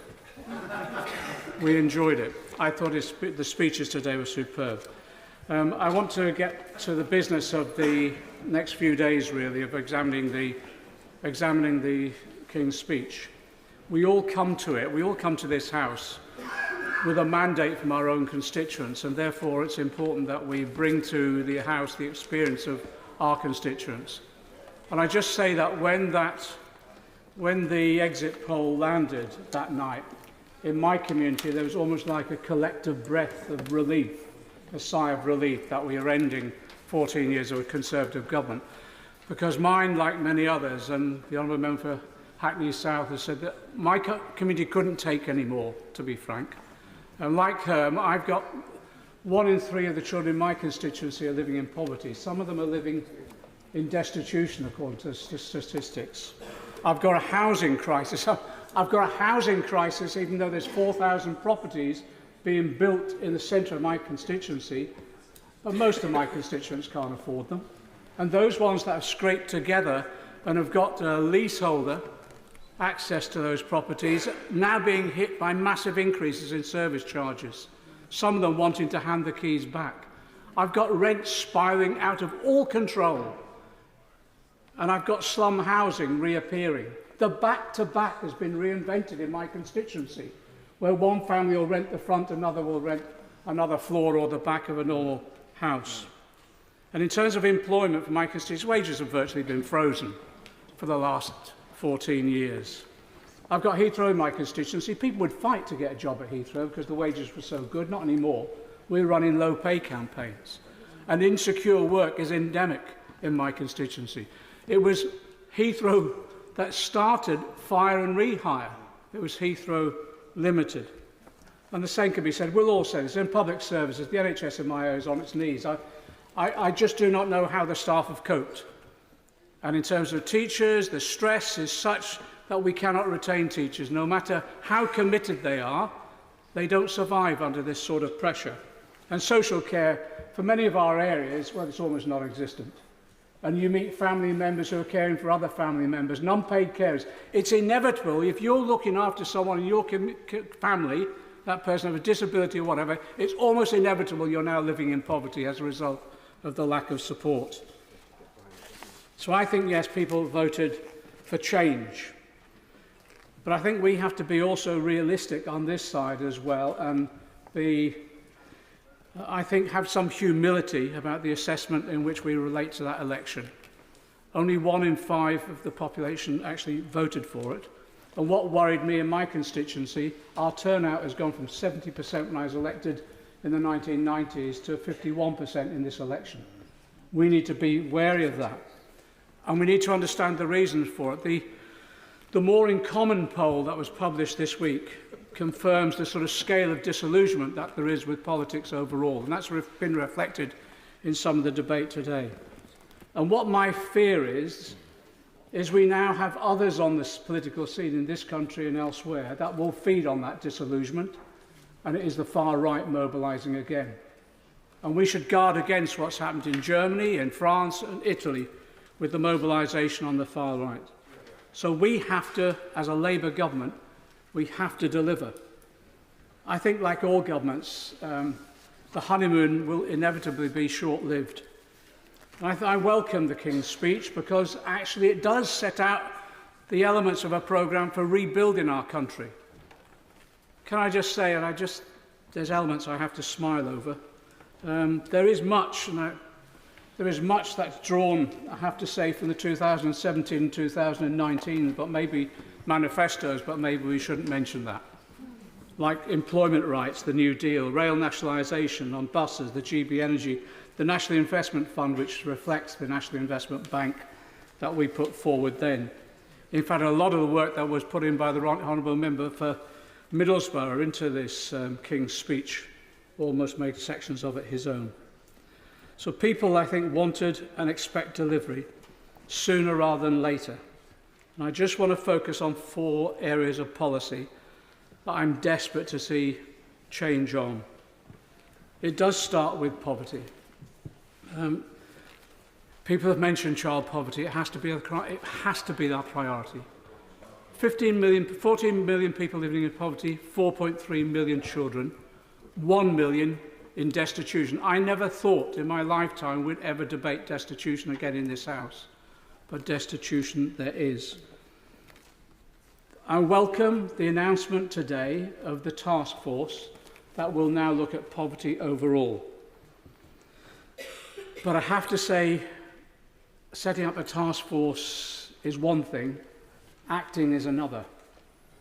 There is a simple act, and we all know it. There is one simple act that could lift 300,000 children out of poverty this month, and it would be the scrapping of the 2-child limit.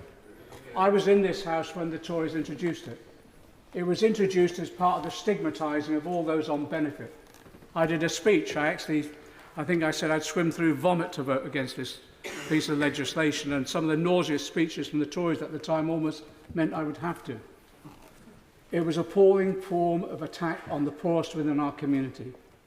I think we just need to lift that stigma, lift that impact, but we need to do it quickly. So yes, set up as task force by all means, but produce a timetable that within weeks we will scrap the 2-child limit. The argument is that can we afford it? And will it be within our fiscal rules? Many of you will have known that over this last few weeks, the OBR have lifted it and revised its growth figures upwards. The IMF has dramatically increased the growth figures upwards. And that's nothing to do with the Tories building a new economy or anything like that. That's the natural business cycle. And actually, I do think as well, it is part and parcel of some companies recognising a Labour government was coming. So let's take the benefit of that. It's no longer offence against the fiscal rule. The resources are there, and we can lift those poor children out of poverty with this simple act. So I appeal to my own party, to the Labour front bench. By all means, get the task force working, but let's now commit ourselves to scrapping the 2-child limit and doing it rapidly. On employment, I have to say as well, the New Deal for Workers, which we developed when we were in opposition, is now going to be legislated on. I want no more watering down, and at the same time, I do not want it delayed by endless consultations. We've consulted at length for 5 years nearly. It's there and it's ready. We want to scrap fire and rehire. We want to scrap zero-hours contracts. But I tell you also, one of the most important ingredients of that legislation should be the extension of sectoral collective pay bargaining. Now, so far, we're committed to doing that in the social care sector, and I welcome it. I welcome it because that's where poverty wages really are being paid. But actually now we need to start, as we promised before, extend that right the way across the economy. So in the legislation, we can build into the bill the mechanisms for doing that stage by stage. Yes, with discussions, etc., but it can be done effectively. And you know, some areas of that sectoral collective bargaining only got scrapped a few years ago, for example, in agriculture. One of the areas I'd like to see that in is to ensure that we have that within transport in particular. Then we'd have no more P&Os that we've had in the past. With regard to public services, I think we need to be honest about the state of our public services, both in terms of their delivery, but also in terms of the finances. I did a report last September with Andrew Fisher on Labour's in-tray. The calculation of how much between 2010 to now it's been cut by the Conservatives is 80 billion. No one's expecting that 80 billion to be discovered overnight or whatever, but we need a plan for reinvestment over the length of this Parliament. And I have to say, that does mean being honest about the debate that we have to have, not just about this budget, but future budgets. People recognise that we'll need to find the money, and yes, we'll get some from growth. But 1% of growth brings in about £12.5 billion. To achieve 1% of growth, I tell you, is hard work. It requires investment and it takes time. And if we can get back up to 2%, fine. But that will take time. But in the meantime, we need the resources for our public services. And that means we have to have an honest debate about taxation and the distribution of wealth in our country. And it does mean, for example, we need to grasp the nettle of levelling capital gains tax with income tax, making sure our tax release, the corporate welfare that's going on, is effective and not simply subsidising profits. And in addition to that, I believe we will have to have a discussion at some stage about what we do about wealth distribution overall. Finally, with regard to public service, there's been a lot of discussion about reform. I agree. But I want reform to be based and placed in the hands of the frontline staff themselves, those ones who are the experts in delivering this service, but then working with the recipients of those services, the patients, the others. So there's co-production. In the disability movement, we've developed that theme of nothing about us without us. And that should be in every sector of public service, so that we are working with those not just who deliver the service, but also those who receive it. And I agree with what's been said also with regard to unpaid carers and the way in which we treat disabled people who now, I'm afraid, live in poverty and under the last government are still stigmatised. We can come to these debates as we run to the next budget. So I actually think my conclusion is carpe diem, seize the moment. We've got a large majority. We've got to beware the danger of the far right mobilising if we fail, but recognise the potential that we now have. Final point from me is that overhanging, I don't know what it was like in other constituencies, but overhanging our whole debate was the issue of the humanitarian crisis in Gaza. Night after night coming in and seeing more children being slaughtered and war crimes being committed. So I just say this, I don't think we'll solve this problem unless we seek an immediate ceasefire that will enable us to have the hostages released. But I think we can make some immediate steps. And that's stopping the arms sales to Israel, and it's also respecting the ICC and ensuring that we recognise that war crimes should be punished. One final thing I've been trying to do since January is I've been trying to mobilise the last government, as other governments across the world have been doing, is to accept seriously injured children in Gaza to come here for treatment.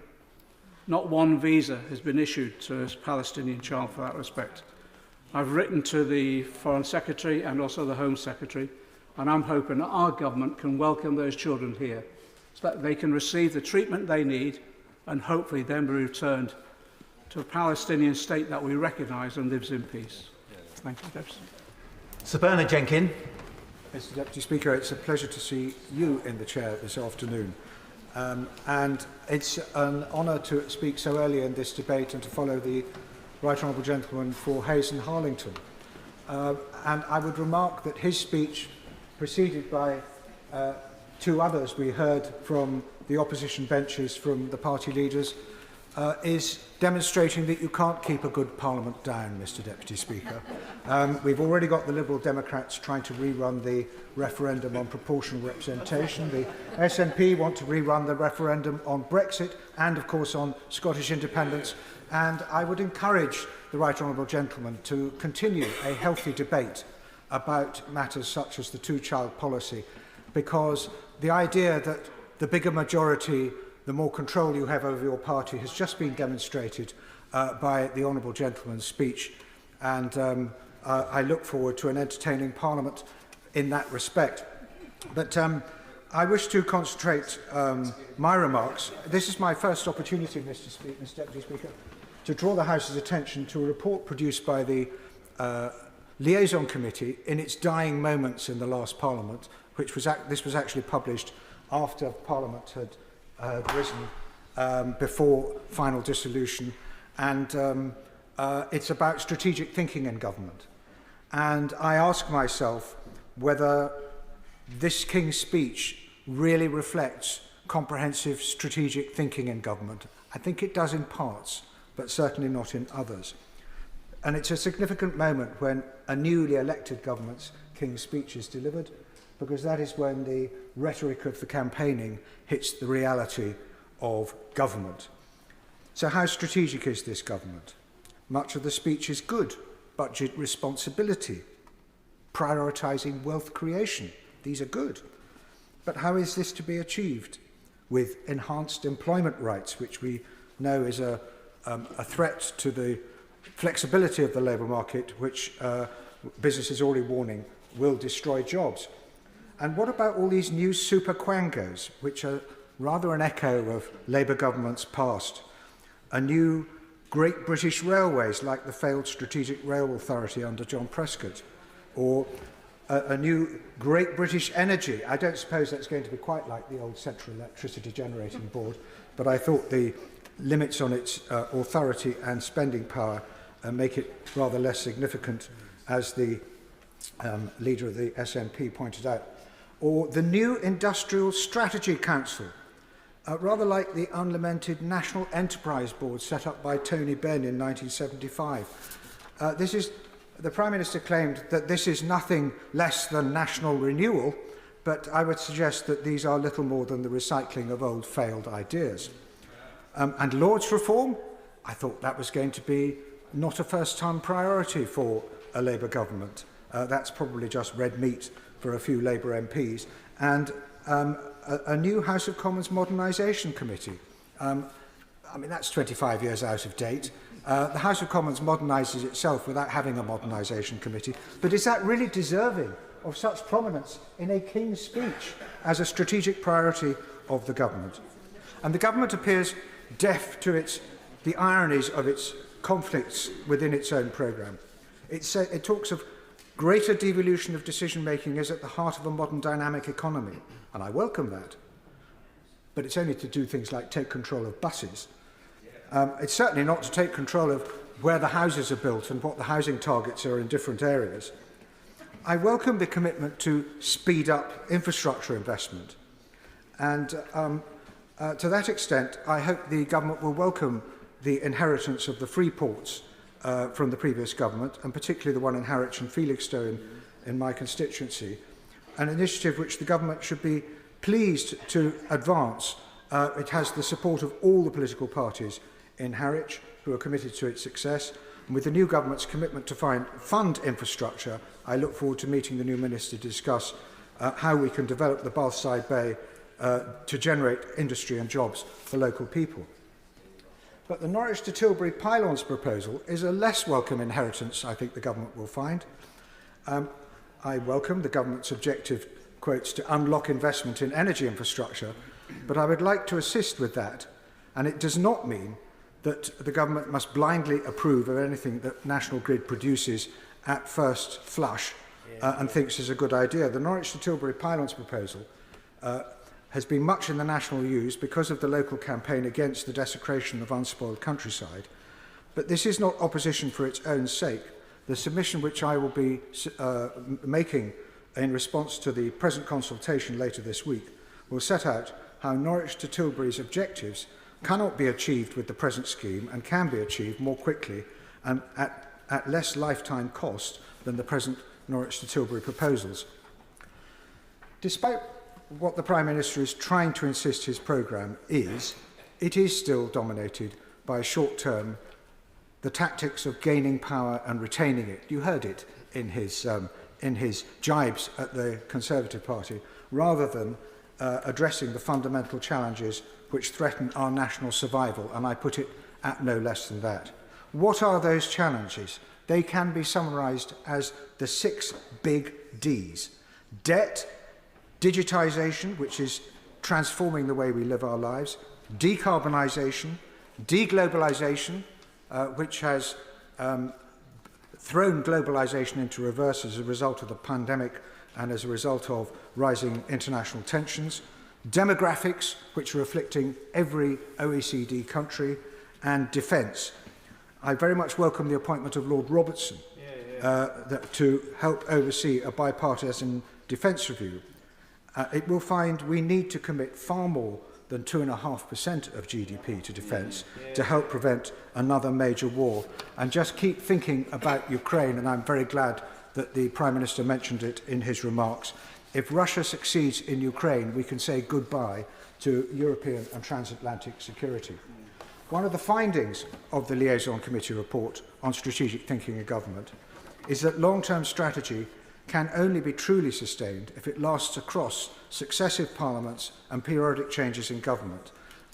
What comes to mind? The continued at sea deterrence, a counter-terrorism strategy, the operation of GCHQ, indeed the survival and continuation of the National Health Service, or the achievement of net zero. And I hope this government will use its considerable majority to offer to make the radical reforms the NHS needs, for example, by finding the cross-party consent and consensus that will be needed to drive those reforms through, which will undoubtedly create divisions in both parties. And on social care, this government has an unrivalled opportunity finally to tackle the social care question. But if we want it to stick, it must be something that is agreed across the House. Our report covers the capacity of Whitehall for strategic thinking, how the centre of government can lead strategy more effectively, how strategy must engage the public, particularly younger generations, for the governing for the future, and how scrutiny by select committees can promote strategic thinking in government.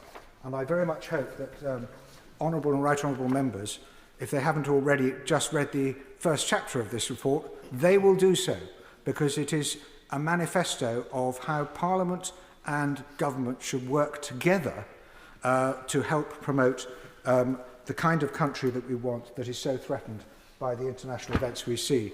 And while ministers are sagely nodding on the front bench, and I appreciate that, they have the government has yet to respond to this report, and there are 2 particular proposals in it which I very much hope they will adopt.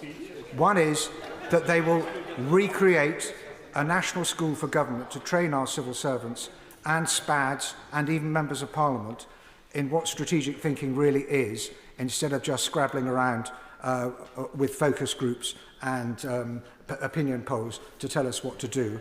And the other is that this House should establish a committee for the future, which is the same as is happening in other parliaments around the world. We draw a lot on international experience, and a committee of the future should be looking much further ahead than most select committees have time to do, and I think that would be a great reform for this government to bring in.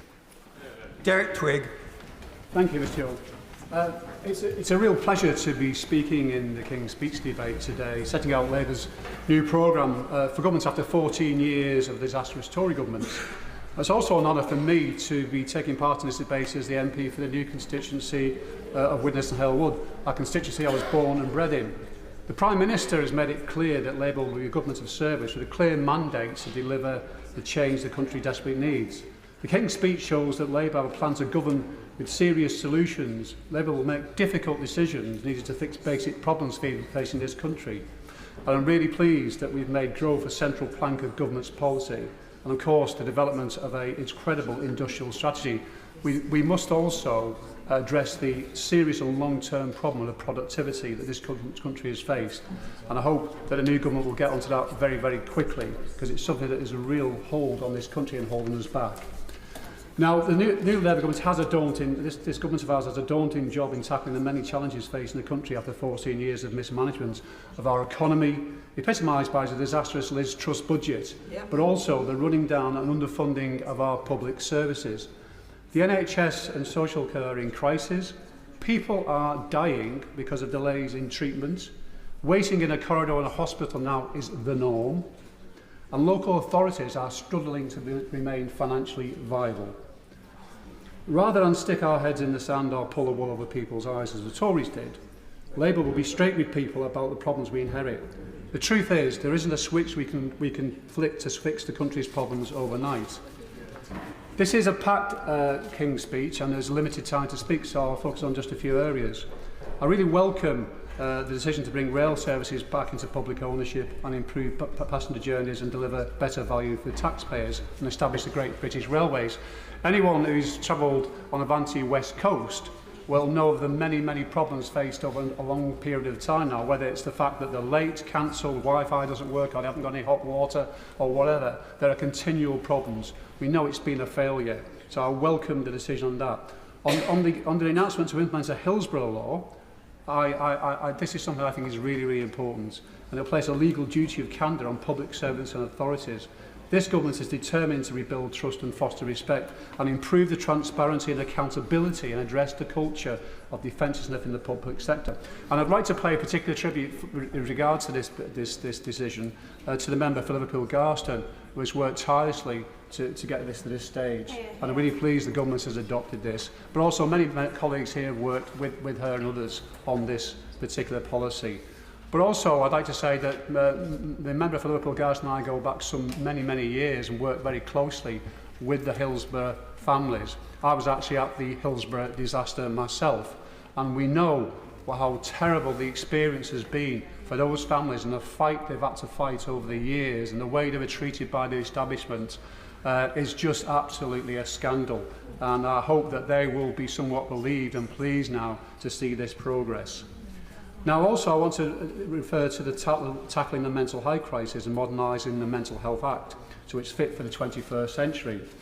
And this will help deliver the government's mission to see people living healthier lives for longer and put patients at the centre of decisions about their health. But I want to just raise as well, there's a massive challenge in terms of children's mental health waiting list and children's mental health services, the Children's and Adolescent Mental Health Service itself. So I'd like really the government to focus on that particular part, because there is really, real problem. I'm sure every member of Parliament here will face many constituents coming to them around this issue. But also the issue about suicides and having a proper policy and a plan to try and do all we can to reduce that, particularly amongst young men. So I welcome any changes and involvement the government is going to take place there. Now, planning, a lot has been said about planning, but I'd like to just really mention the issue about high streets. Many of us in our constituency are facing real issues around high streets and the way they've just been under massive pressure, many shops closing down and a need for renewal and regeneration. So I hope that part of the planning bill will actually look at that. Of course, welcome the reform of the bus service and bus system, because many communities actually, particularly over this last 10-15 years, have become more and more isolated because the bus services are being cancelled or reduced. So I hope, again, with this change in policy, we can actually make some improvements in the many communities who do feel isolated across this country, not least in my own constituency of Widnes and Hale Wood. Now, in the King's speech, the government made a very clear commitment to NATO and said that remains unshakable, and it will maintain a strong armed forces, including a nuclear deterrent. And I welcome that from the Prime Minister and the government. Now, the Strategic Defence Review, which has been commissioned by the Prime Minister and was overseen by the Defence Secretary, is very welcome indeed, and it is a root and branch review. Now, those of us who've been around here for some time and actually put up with a Conservative government which has let down the armed forces and actually put our defence and security at risk in this country will welcome this review. Because we have to look at the state of what the situation, we've got the smallest army since Napoleonic times. Even the previous Secretary of State, Conservative Secretary of State, said the armed forces are being hollowed out. We've got a shortage of munitions. There's major problems on procurement and wasted money that needs addressing, and I'm sure will be a priority of this new government. But also the focus as well has always been and will continue to be, and I'm again pleased to see the commitment in the King's speech about our commitment to Ukraine. But we face a real problem in terms of Russia, China, Iran and North Korea and the threat they pose to the world order and particularly democracies. So these are sort of big challenges that we've got to get to grips with. But looking again at our armed forces, about how we can improve, how we can make sure they get better funding, how we can make sure, very importantly, that funding that they do get is spent correctly and efficiently and not wasted. And I think it's very, very important for the future. Now, I'll certainly give way to the honourable member. Can I commend the honourable gentleman for what he's saying about the Defence Forces? Very obviously for us in Northern Ireland, there's always been a large recruitment of those who serve in the regular forces, but those who also are part of the territorial aspect of it. Does the honourable gentleman agree with me that when it comes to recruitment, in particular for Northern Ireland, there should be extra monies made available to ensure that those who want to join can join and the resources are made available for that particular purpose? I understand the honourable member's pitch for extra resources for Northern Ireland, but I think he will also recognise that there is a major recruitment crisis in the armed forces, which has been ongoing now for many, many years. It's not just an issue of recruitment, it's actually retaining good, experienced people. And that's really what we've got to really focus on. I'm sure that the review, the offensive review, will look at that as well. But also, it's about looking after our service personnel, making sure they get better housing and better facilities, make sure that the pay is right, but also the veterans as well, and making sure we have the proper services and support for them. So I agree with the honourable member in terms of recruitment is a challenge, and we've got to really, really sort that out because it's weakening our armed forces currently. Now, Mr. Chopitz, I know time is going on. I just want to say a couple of things in conclusion. We still have a cost of living crisis in this country. Living standards are lower at the end of the last Parliament than at the beginning of the last Parliament. The tax burden is the greatest for 80 years. Our first King's speech will be a down payment, just the start of legislative plans Labour will set out over the next 5 years. Transforming our country will need to be patient and have focused work over a long period of time. As the Prime Minister has made clear, this will be a government of service and will do things differently and properly. Rather than gimmicks and bills that don't work, Labour will be focused on real change for working people. Priti Patel. Thank you, Mr. Chope. And I'd like just to start by saying how good it is actually to be part of the debate today for this loyal address, and in particular how good it was to see His Majesty attend the House today and wish him well in his recovery, and of course pay tribute to him on what is a record of service to our nation. And I do just want to congratulate all new members who have entered the House and thank the two members that spoke, the proposer and seconders, who are not in their place right now. But I think it's fair to say, this is a note for all new members, and I think existing members as well, that those speeches were made in the finest traditions of this House. And with that, of course, it's one of the few moments that we will have at the start of Parliament to, I guess, unite, to respect each other's speeches and contributions, but also just become accustomed with the traditions, formalities and conventions of the House as well. While at the same time, we get to do the greatest things that we all love, which is representing our constituents. And of course, for the new members in particular, this will become the regular pattern of work in this House, but also a reflection of the hard graft that goes in. And just to touch on that, Mr. Chope, of course, we have all just come fresh from a general election campaign where a lot of graft was put in, but we're now here elected to represent our constituents in the normal traditions, but on the issues that sometimes may divide us, but actually where we can advance their causes through legislation. So if I may, I want to begin my contribution around this loyal address to make a few words, say a few words about the tone that I've seen from the new government over the last 12 days. And of course, you know, it's one of those inevitable features, isn't it, with a new government, that you could spend the next few weeks or their first few weeks continuing with that election campaign rhetoric and we're going to hear this a lot, which is basically talking down the record of the previous government over the last 4 years.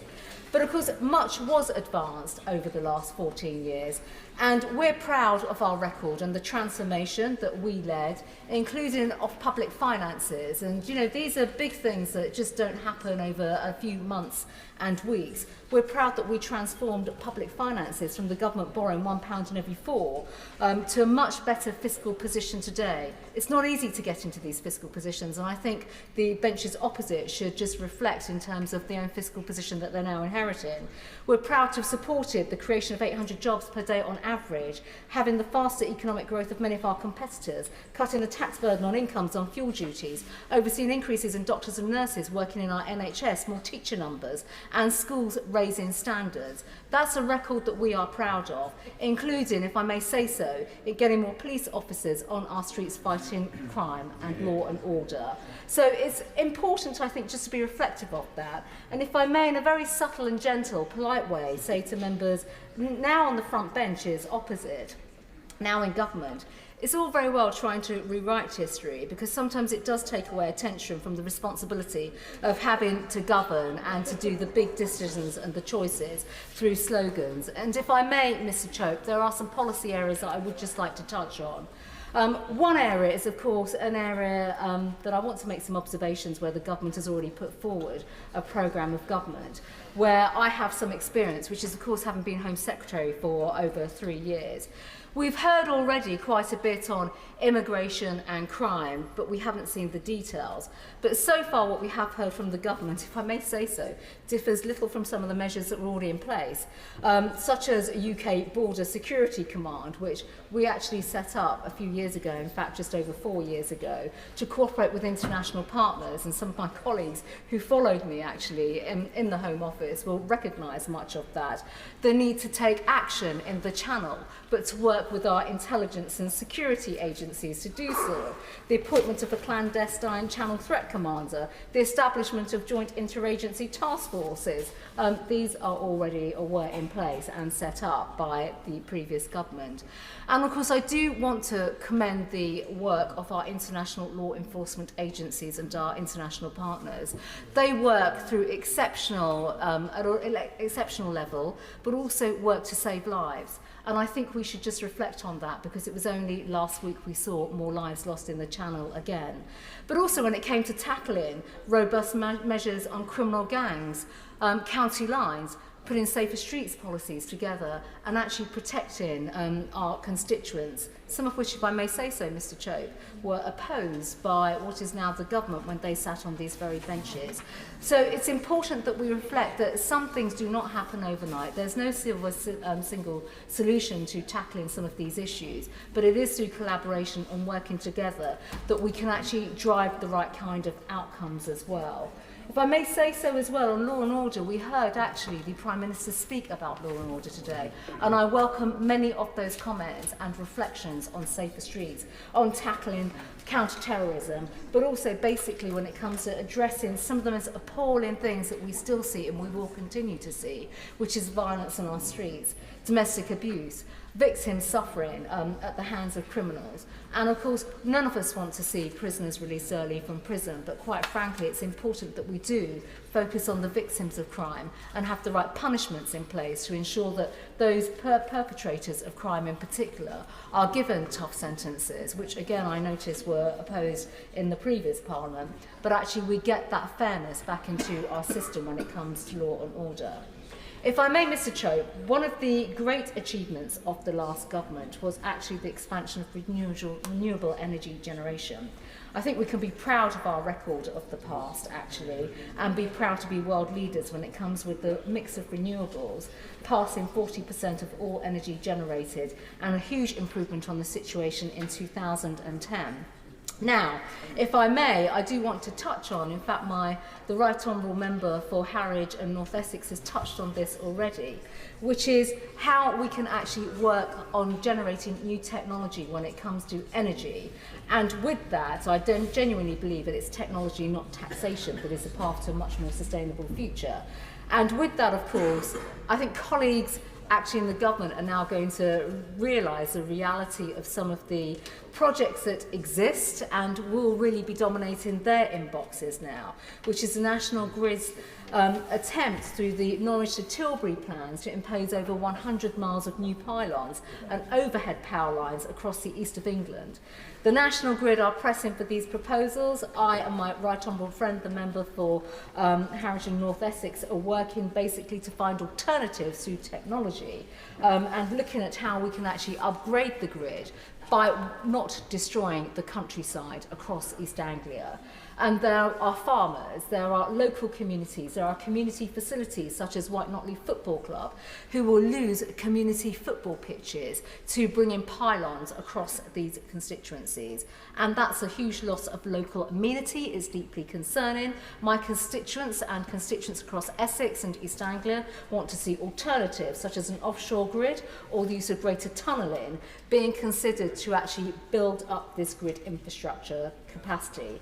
And of course the proposals for the infrastructure and planning bill will be considered with a lot of detail, and I think, if I may say so, the right level of scrutiny does need to come to that legislation, along with the legislation that is being proposed around planning and new housing, and ensuring that local views and the views of our constituents are simply not disregarded. And if I may say so to the front bench of the government, I am aware that they're already proposing a consultation in this area. If I may give them some subtle and gentle advice, listening to the views of that consultation will be incredibly important, because this isn't about saying that people do not want homes. In fact, constituencies like mine have put forward so many plans for new homes. We've actually built over 10,000 new homes over the last decade, and actually they're family homes which have helped my constituency to become a very good commuter town, and a town that is actually successful when it comes to schools and families want to move to our area. But it is a case of getting the balance right, and that's incredibly important. It really is. In the minute that I have left, I do just want to basically make a point about economic growth. Of course, everybody across the country and in this House absolutely fundamentally believes in securing higher levels of economic growth. Every government wants that. Name a government that doesn't want that. We want more jobs, we want more job creation, we want more successful businesses. But actually it is about being on the side of businesses and how we can effectively support them to employ people. In a constituency like mine, over 80% of my constituents are employed by small and medium-sized businesses. We're incredibly proud of that. But the minute more regulation and burden comes upon those businesses, I'm afraid they will lose the ability to grow their businesses and employ local people.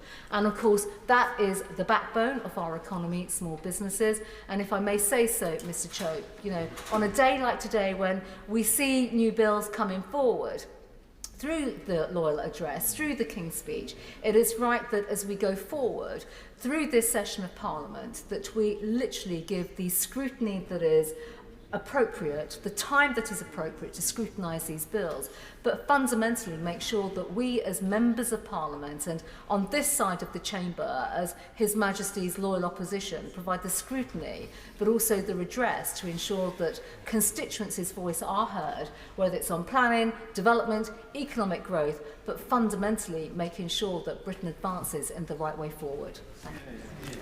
I call Keir Entwistle to make her maiden speech. Thank you, Mr. Deputy Speaker, and can I thank the Right Honourable Member for Witham for her contributions to this debate as well. I'd also like to congratulate my honourable members for Bootle and also for Vauxhall and Camberwell Green for their excellent contributions. And I'd like to join colleagues in congratulating all of the new MPs who have joined me in this House this Parliament. I would also like to thank all of the staff and members who have welcomed me so kindly to this House. As a new MP, I want to reach across the political divide and find the things that unite us all. And indeed, this King's Speech offers hope that we can come together to tackle the issues of today for the good of this country. I have the rare honour of having the support in the recent election of all of Bolton North East's previous living MPs, both Labour and Conservative, and that I share one ambition in particular with both of them, and that is for Bolton to be better connected within the region and the rest of the country. and I welcome the announcements in the King's Speech on transport today. Sir David Crosby had a long-standing interest in improving the railways in our region, something I hope to continue work on, having experienced cancellations on day one, travelling down to this place. Sir David has been a great mentor of mine, and I hope to build on his legacy and do the people of Bolton North East proud. I wish him, his wife Enid, and their family well, and cannot thank them enough for their ongoing support. My predecessor, Mark Logan, who has as thick a Boltonian accent as mine, aspired to work hard to make the required Metrolink from Bolton to Manchester a reality. We have a shared vision in improving connectivity for the town neither of us was born or bred in, but one that we both call home. I hope to work with our ambitious Metro Mayor for Greater Manchester in making this vision a reality, and thank Mark Logan for his service to the people of Bolton, and indeed his support during my general election campaign. I also wish him and his family well. I am the new Member of Parliament for Bolton North East, the first woman to represent this great constituency, the first Ahluwalia in Parliament, and I had also hoped to be the first Entwistle. However, Major Sir Cyril Fullard Entwistle, and I thought Kirith Kaur Ahluwalia Entwistle was long, beat me to it in 1918, and indeed he later returned to represent the great town of Bolton in 1931. Mr. Deputy Speaker, Sir Cyril and I share some similarities. He was born in Bombay in 1887 to a cotton manufacturer and came to Bolton, where he was educated at Bolton Grammar School in my constituency. How fitting is it then, Mr. Deputy Speaker, that all these years later, a second-generation Indian immigrant would move to Bolton, settle down, and then represent our great town in Westminster? Sir Cyril was also an early advocate for equal rights, introducing the Matrimonial Causes Act 1923 as a private member's bill to give women legal equality in divorce cases. We have come a long way since then, as a nation and society, in improving the rights of women and those from ethnic minority backgrounds, such as myself. It is my hope that I can go further during my time here and support great initiatives like the Pregnant No Scrooge campaign, play my part in closing the gender and ethnicity pay gap, improve parental rights, and continue to shape a country that is more accessible, accommodating, and inclusive. Bolton is a town of great innovation, entrepreneurship, and industry, with it being the birthplace of the spinning mule invented by the late, great Samuel Crompton. Mr. Deputy Speaker, having had the privilege of meeting so many fantastic entrepreneurs throughout my campaign, I want to pay particular tribute to the great female entrepreneurs I encountered. Alison Angel, a female mentor who has helped women launch, grow, and develop sustainable businesses, and Mrs. Farida Patel, who owns the shop Mum's Mate in Halliwell, a particularly formidable woman who, alongside her daughters Nazanin and Mezzabine, go above and beyond for their local community. I also had the privilege of meeting Anita, who set up the Bolton Women in Business Awards and voted for the first time in this election and decided to put her faith in me. I also want to mention the inspirational organisation Fort Alice, a Bolton-based charity providing frontline services for people who are or have been affected by domestic abuse and violence. These women helping women, standing up and being exceptional role models in our town, Mr. Deputy Speaker, are the reason I am so proud to stand here today, to tell their stories, to do what I can to support them, and to highlight the incredible work Boltonians have done and are doing. I am also the first Sikh to represent the constituency of Bolton North East. The Sikh values of seva, service for the betterment of others, and humility are visible throughout Bolton. It's in our history, and it has been woven through the very fabric of our town. Community assets like the Bolton Lads and Girls Club, the Octagon Theatre, Bolton Museum and Library are testament of this. And I will do my utmost to keep these at the heart of everything that I do here, and will do my best to protect them and restore rich heritage centres such as the Hallethwood Museum.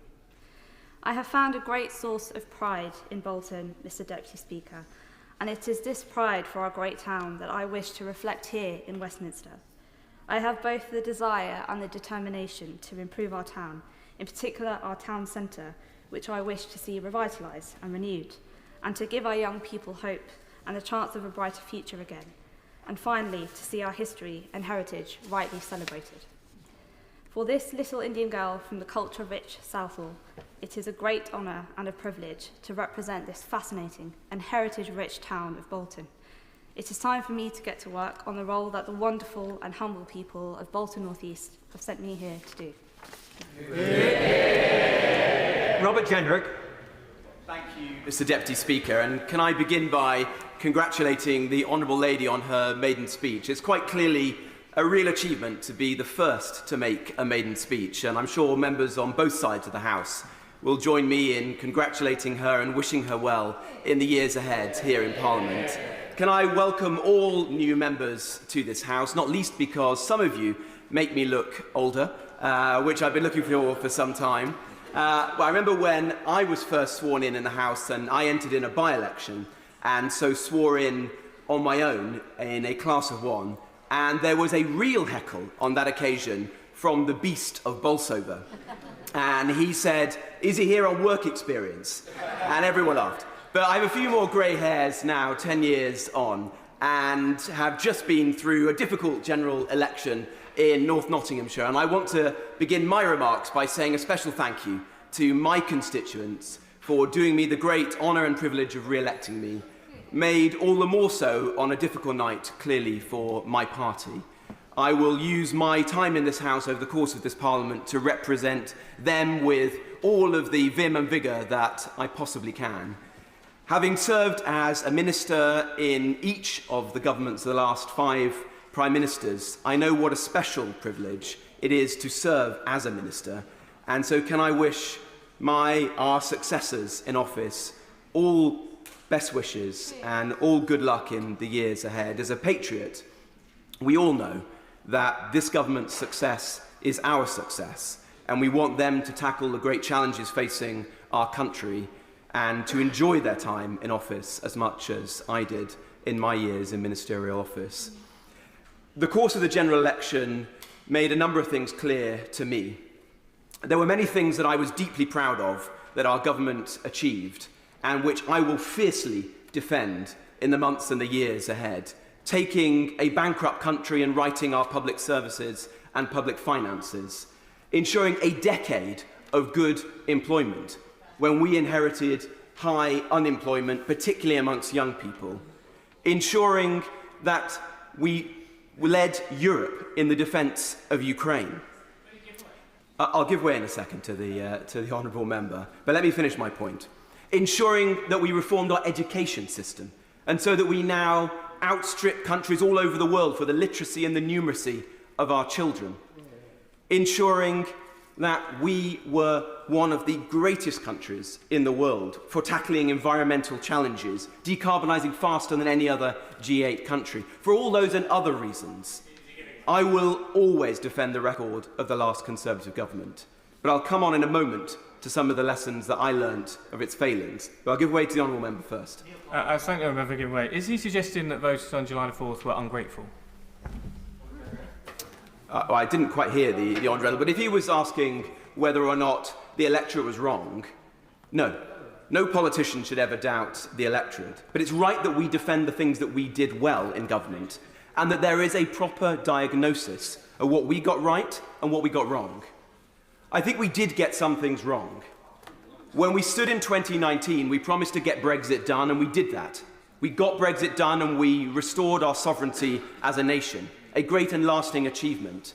But we also promised that we would secure our borders, that we would ensure a strong economy and lower taxes, and a strong NHS and public services, which the public rightly expect. And on those counts, we did not deliver the services, the lower taxes, the level of economic growth, and the migration system that we promised and which the public rightly expect. The baton for those things now passes to this Labour government. And where it succeeds, I will welcome and support it. Where it falls short, I will challenge it. Because we want to ensure that those great issues facing our country are properly addressed. We live in one of the greatest times to be alive, but it is a time of immense change, when there is a shift in power from west to east, when new technology like AI is upending old industries, where there is an age of mass migration, which is challenging the pace of change in our country, creating huge pressures on housing and public services, on integration, making it harder to build the united country that we all want to see. And I worry that what we saw today in this King's speech does fall short of some of those great challenges. There are undoubtedly bills which I welcome. For example, the bill on the Holocaust Memorial, a project that I have been involved in for many years, and I'm delighted this new government will take forwards. Some are radical, like the changes in our energy policy, and I worry that they are radical for all the wrong reasons. Despite having decarbonised faster than other countries, despite only being responsible for 1% of global emissions, we now find ourselves with a government pursuing, for ideological reasons, a net zero policy which is going to make it harder for our own consumers to afford their bills, which is going to further erode our industrial base, which is going to lead us in hock to Chinese technology, where we're trading dependence on Russian hydrocarbons for Chinese electric vehicles, smart meters and solar panels that will despoil our countryside, where new quangos will spring up, like Great British Energy, which serve no apparent purpose and take inspiration from their predecessors like Robin Hood Energy in my part of the world in Nottingham, a failed project that wasted £50 million of taxpayers' money.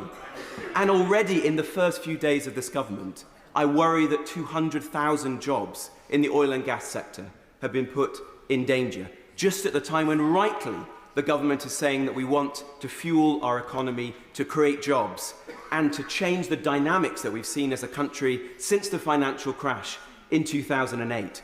20 or 30 years of low productivity growth and unsatisfactory economic growth. We should all be working to find ways to do that and to make that possible. I worry about the message on the economy that we're hearing. We want economic growth, but economic growth is founded on harnessing the entrepreneurship of our people. It is about creating a start-up country. It is about helping small business people to found businesses around their kitchen tables, like my parents did. It is not a statist vision of this country. It is not about using new quangos or a national wealth fund, which is an oxymoron because it's going to borrow the money it seeks to invest. It's not about changing our employment laws, which make us less competitive and will drive the kind of higher structural levels of unemployment that we see in Europe and which we mercifully have avoided over the last 10 years. And I worry about immigration because we do live in an age of mass migration. And I have been honest, painfully honest, about the failings of the last government on this topic. But I worry that the same or worse mistakes are about to be made again. What we're seeing in the Channel is a national security emergency. We're seeing tens of thousands of people about whom we know next to nothing crossing into our country, breaking into our country in flagrant abuse of our laws. Some of them are subjects of interest being followed by our security services. This has got to stop. And scrapping the only known credible deterrent with nothing else to put in its place is going to surrender to the people smuggling gangs. That's wrong, it's a mistake, and I worry that we are going to rue the day that we did that. I also hope that the government will take seriously legal migration, because we have to accept that the public in this country, in most parts of our country, have been voting for 20 or 30 years for governments and in referendums promising to control and to reduce the level of legal migration, only for governments of all political colours to do precisely the opposite. And that is immensely corrosive to public trust and confidence in politics and in democracy. And as one of our colleagues said earlier about the rise of far-right parties around the world, if we centrist parties on the left and the right do nothing about this, if we do nothing about this, then you will see the rise of far-right parties in this country. And I think that would be a great mistake. So I hope that the reforms that I started to reduce the number of people coming into this country legally are taken forward and that we further reduce them. Because we could have used this King's speech today to implement a legal cap on net migration, embedded by Parliament in law. We haven't done that. And that will mean further pressure on housing, on public services, and on the pace of change. Let me close with this. The Prime Minister has said that he wants this to be a new era in which politics is defined by service. And I think we will all agree on that point. It should be. But the question is, who do we serve? I don't think that we come to this place to serve the interests of new quangos and commissions and reviews. I don't think we're sent here to serve the interests of the legal fraternity and contested notions of international law. I don't think we're sent here to serve the new and worrying rise in sectarian politics, represented in this House for the first time in my lifetime, and which again should worry us. We're sent here to serve the interests of our constituents, and I choose them. I choose to ensure the working people of Newark and Nottinghamshire are always represented. And they sent me here with a few clear messages. Secure our border, reduce immigration, lower our taxes, stop the crimes, build homes, build a more united country, cohesive, integrated, not riddled by the poison of left-wing identity politics. That's what I'm here to fight. Where this government does that and lives up to that test, I will support it. Where it doesn't, I'll fiercely challenge it. Thank you, Mr. Deputy Speaker. Sir Mark Hendrick. Mr. Chope, today's King's speech has laid before us an ambitious and exciting vision which will benefit our country and my constituents in Preston for decades to come. In particular, I welcome the announcement that this government will be introducing a new publicly owned company, Great British Energy. As a first step, Great British Energy will take back control of our energy supply, producing cheaper power for our country and ensure that profits go back into our communities. And as a Cooperative Party MP, I want to see more community energy companies based on the cooperative model.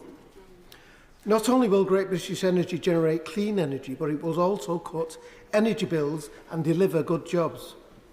This news comes at a time when our constituents are desperately in need of support. For too long, they have been exposed to the energy insecurity created under the previous government, which has seen a cost of living crisis and bills skyrocketing to eye-watering prices. Every family and business in Britain is still paying the price of 14 years of Conservative failure with sky-high energy bills. The Conservatives have squandered our advantage in clean energy and left the country dangerously exposed to international energy markets manipulated by dictators like Vladimir Putin. And under the plans that Labour have, oil and gas giants who have made record profits from energy insecurity in this country will now be held accountable. A windfall tax on their excess profits will benefit the entire nation, lifting the burden off the public. Working alongside the private sector, we have the opportunity to double onshore wind, triple solar power and quadruple offshore wind by 2030. This investment in renewable energy is an investment in our future. We need to harness the advantage of our long coastline along with our engineering capabilities to become energy independent once again. We need to invest in carbon capture and storage, hydrogen and marine energy to ensure that we have a long-term energy storage our country needs. We need to accelerate investment in energy infrastructure. This can be achieved by this government's Green Prosperity Plan, which involves investing in cutting-edge green technology to create 650,000 jobs in the industries of the future by 2030. The previous government was slipping more and more towards climate denial, but it is critical now more than ever that the UK commits to our future by doing all that we can to achieve net zero, setting a good example to the rest of the world. Mr. Chope, I've been extremely fortunate to experience firsthand the progress that has been made in this over the years. As somebody who worked as a professional electrical engineer before entering full-time politics, I've always been very conscious of energy consumption issues and their impacts on the environment. I also served as a member of the European Parliament, where I sat on the Environment and Consumer Protection Committee, where we helped develop the European Emissions Trading Scheme. I'm very strongly in favour of clean energy and our mission to move towards a clean energy transition as a matter of urgency. Under the previous government, I sat on the Energy Security and Net Zero Committee from its inception, where I worked with colleagues to hold the then government to account and focus on the issues so acutely felt by the public, in particular with their soaring high energy costs. And during the Blair years, as a PPS to the former member for Derby South during her 3 years as Environment Secretary in the Cabinet, I became extremely aware of the crucial importance on reducing emissions as quickly as possible. And indeed, when the former member for Derby South became Foreign Secretary, she achieved the huge goal of placing climate change onto the UN Security Council agenda for the first time. Since then, the seriousness and urgency of the global challenge of climate change has only accelerated. It's not just a green issue now, it is a security issue. I'm proud and energised by the fact that this government is committed to tackling climate change and doing so in a way that brings the public with us and encourages international collaboration. By creating jobs and opportunities that stimulate the economy and slash energy bills, we are ensuring that together we can become a clean energy superpower, become energy independent, reach our net zero goals and secure our future for generations to come. Thank you, Mr. Chair. Robertson. Mr. Deputy Speaker, and can I say what a privilege it is not only to follow the Right Honourable Member for Preston, but to stand here not only as returned representative elected to continue my representation of my home constituency, but to stand as the leader of unionism in Northern Ireland, to have the opportunity to speak for the people of Northern Ireland in our national parliament with the endorsement not only of my constituents but colleagues right across the province. It is a real privilege, and I am pleased to do it during this humble address and response to His Majesty's gracious speech. The election, of course, Mr. Deputy Speaker, you know, brought with it some challenges, and we don't have two of our colleagues that I would have liked to have been here with us today. And I thank Ian and Paul both for their contribution and service to national politics and to politics more broadly in Northern Ireland. But we're not without hope, and I think it is very clear that the additions to the parliamentary team, even though not of our party, will make a significant contribution to life in their constituencies in Northern Ireland and to this place as well.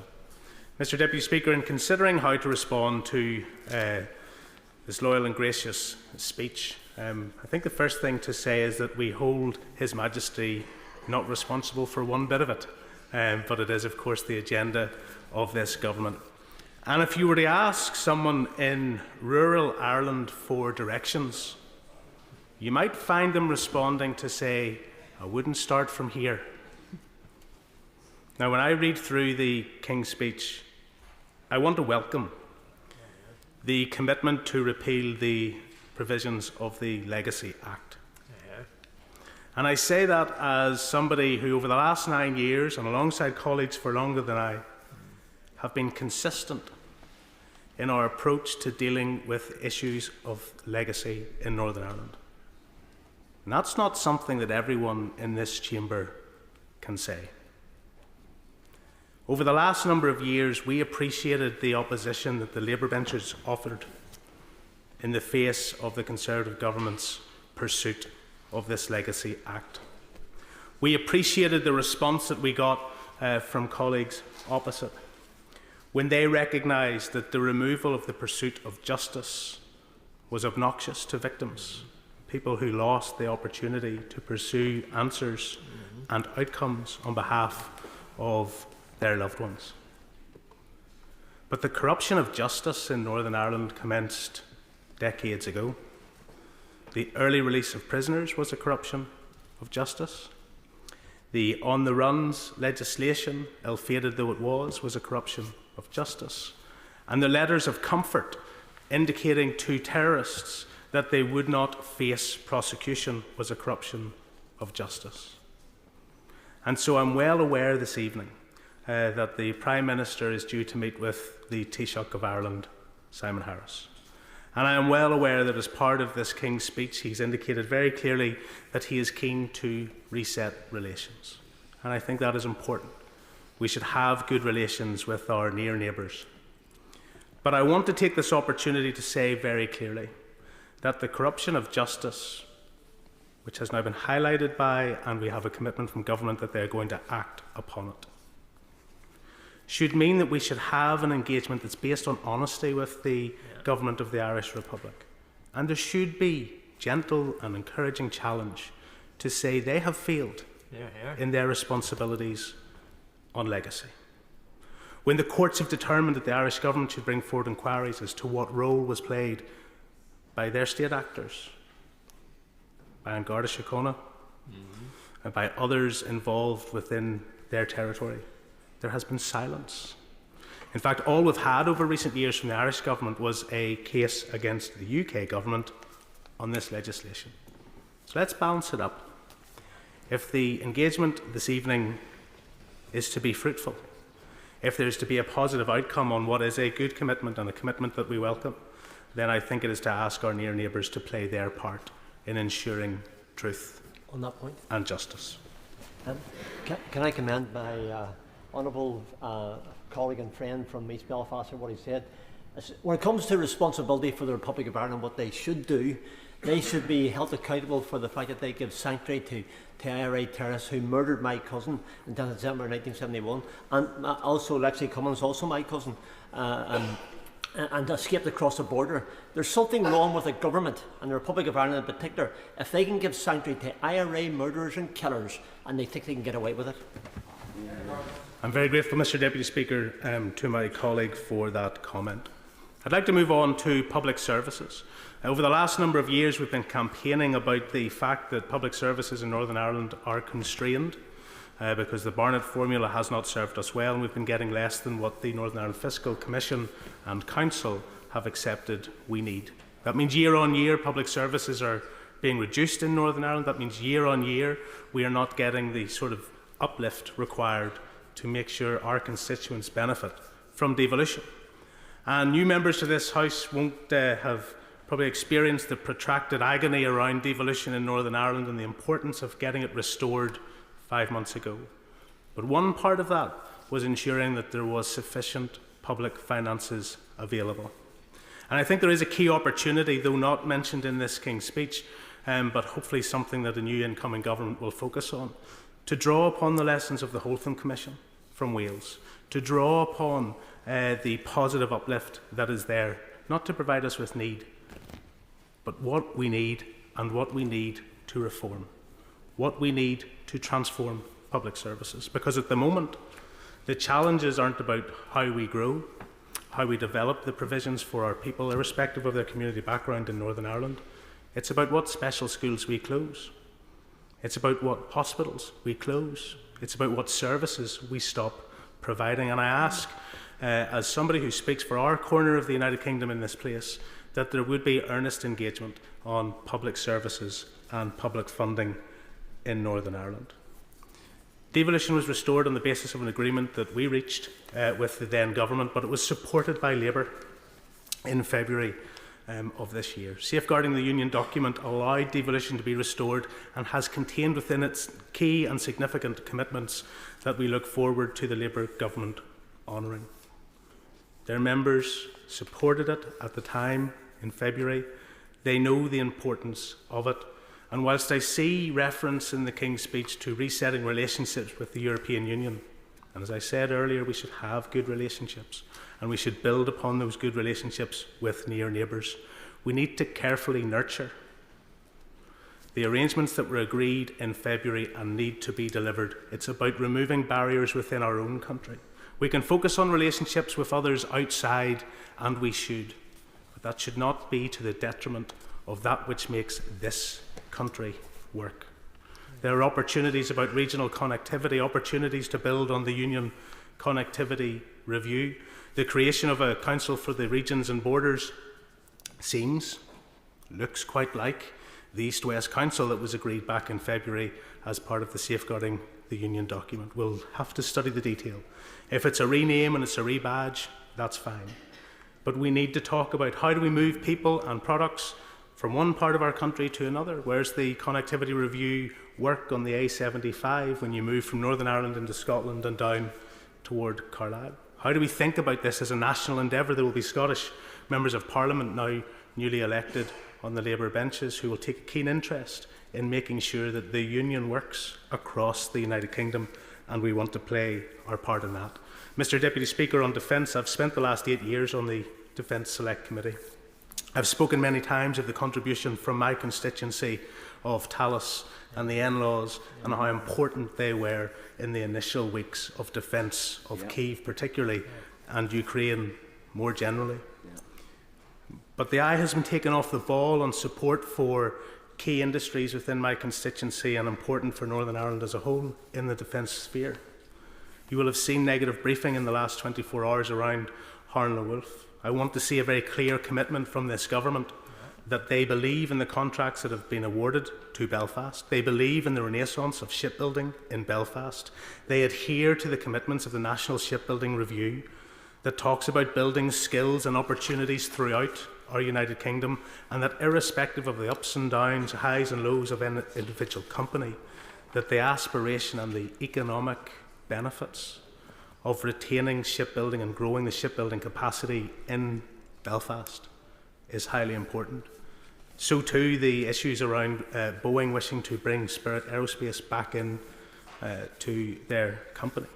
Significant issues arise in that for the economy of Belfast and Northern Ireland, the largest private employer with high-skilled manufacturing jobs in my constituency, but servicing the entirety of the United Kingdom, something government needs to focus on, something previous business secretaries did, and current secretaries for business are. I'm not suggesting they aren't, but there's a huge opportunity in the next 6 months that we need to land to secure the importance for us. And finally, Mr Deputy Speaker, because I realise I'm going beyond what is the suggested time limit, there is a proposal here for a football regulator. Good. And we'll have the debate in the next number of weeks and months, probably by the Honourable Member for Strangford, as to whether that's a football regulator for England or in this national parliament, whether that's a football regulator for football within our country. But if I didn't close with this, I would probably have one less vote come the next election. My constituent, Davy Warren, who used to serve me on my way to school in the newsagents, texts me to say, Gavin, support England if you like on Sunday. They're not your team, but they're the only team from our country, so support England if you like. But remind them all that Neil Diamond's Sweet Caroline is a Northern Ireland football team anthem. And the Green and White Army were very happy to lend that anthem to all of you. But we will reclaim it. And just to remind you gently that the last time Spain faced a home nation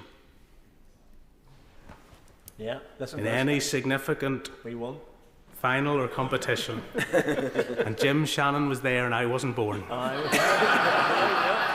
Northern Ireland beat Spain. Thank you, Mr Deputy Speaker. To make his maiden speech, I call Reverend Just.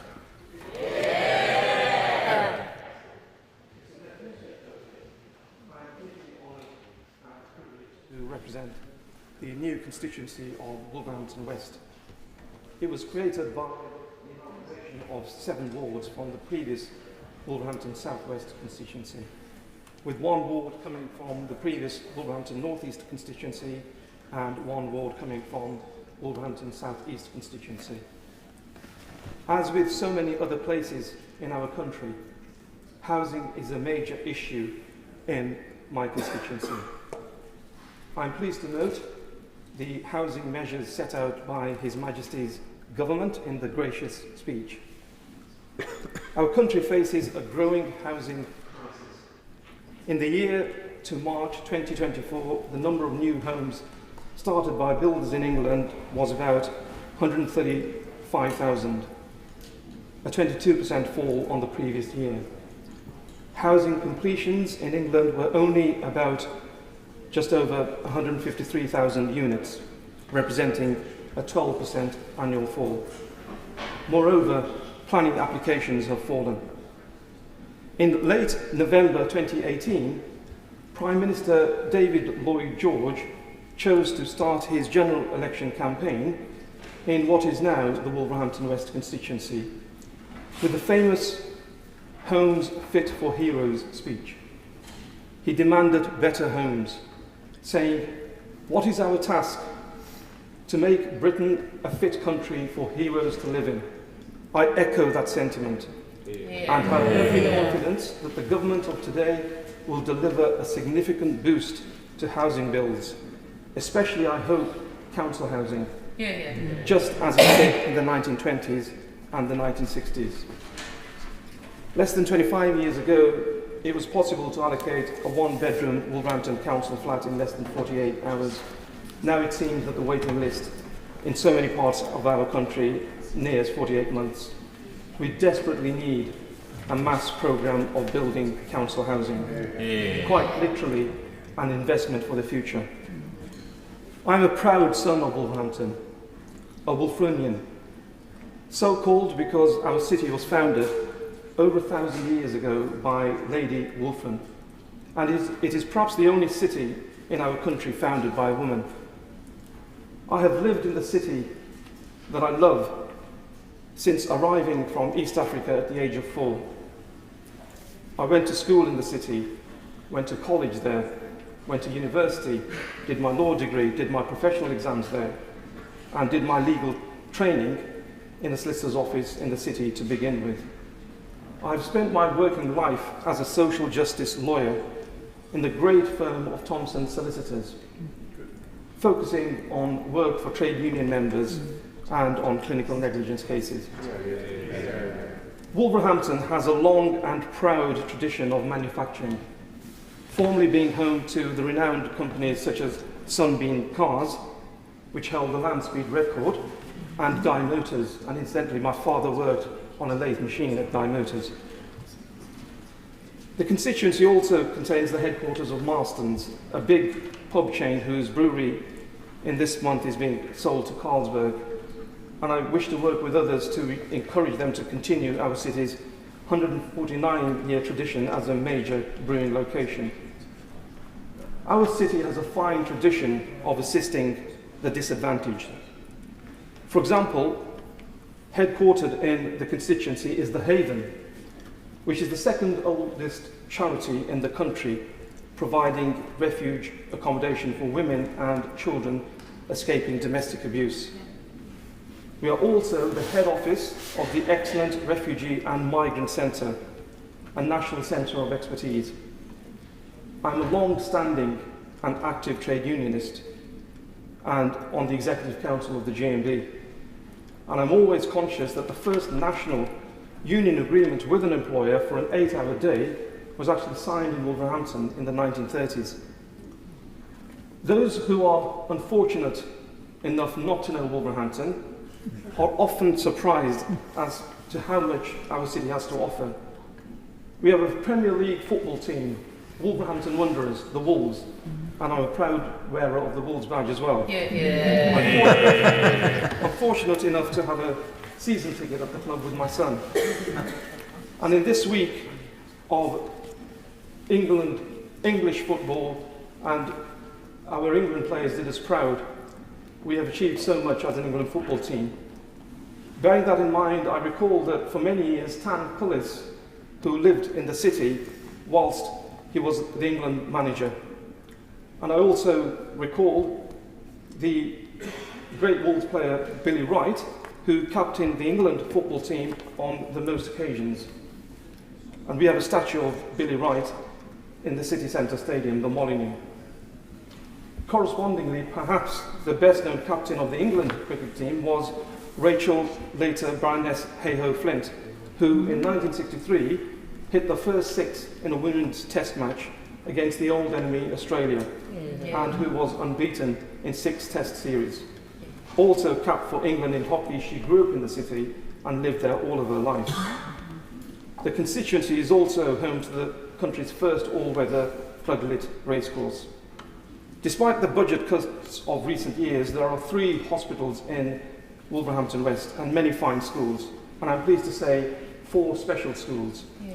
We are blessed with cultural facilities, such as the fantastic Victoria-era West Park, the 19th century Grand Theatre, the finest arts and crafts National Trust House in the country, Whitwick Manor, and the Wolverhampton Art Gallery, home to nationally important collections of pop art and of Northern Ireland Troubles art. I will now note the contributions and influence of my predecessors, regrettably the most well-known of whom may be Enoch Powell. But having lived in Wolverhampton since the age of 4, I can attest that community relations have improved very markedly. And this has not happened by chance. It has come by because of hard work by very many people, including several of my predecessors, and by groups such as Wolverhampton Interfaith, of which I have been a member for several years. I want to pay tribute to the work done by my predecessors, Stuart Anderson, who was the MP before the last election, and then he decided to stand in South Shropshire. Jenny Jones, who fostered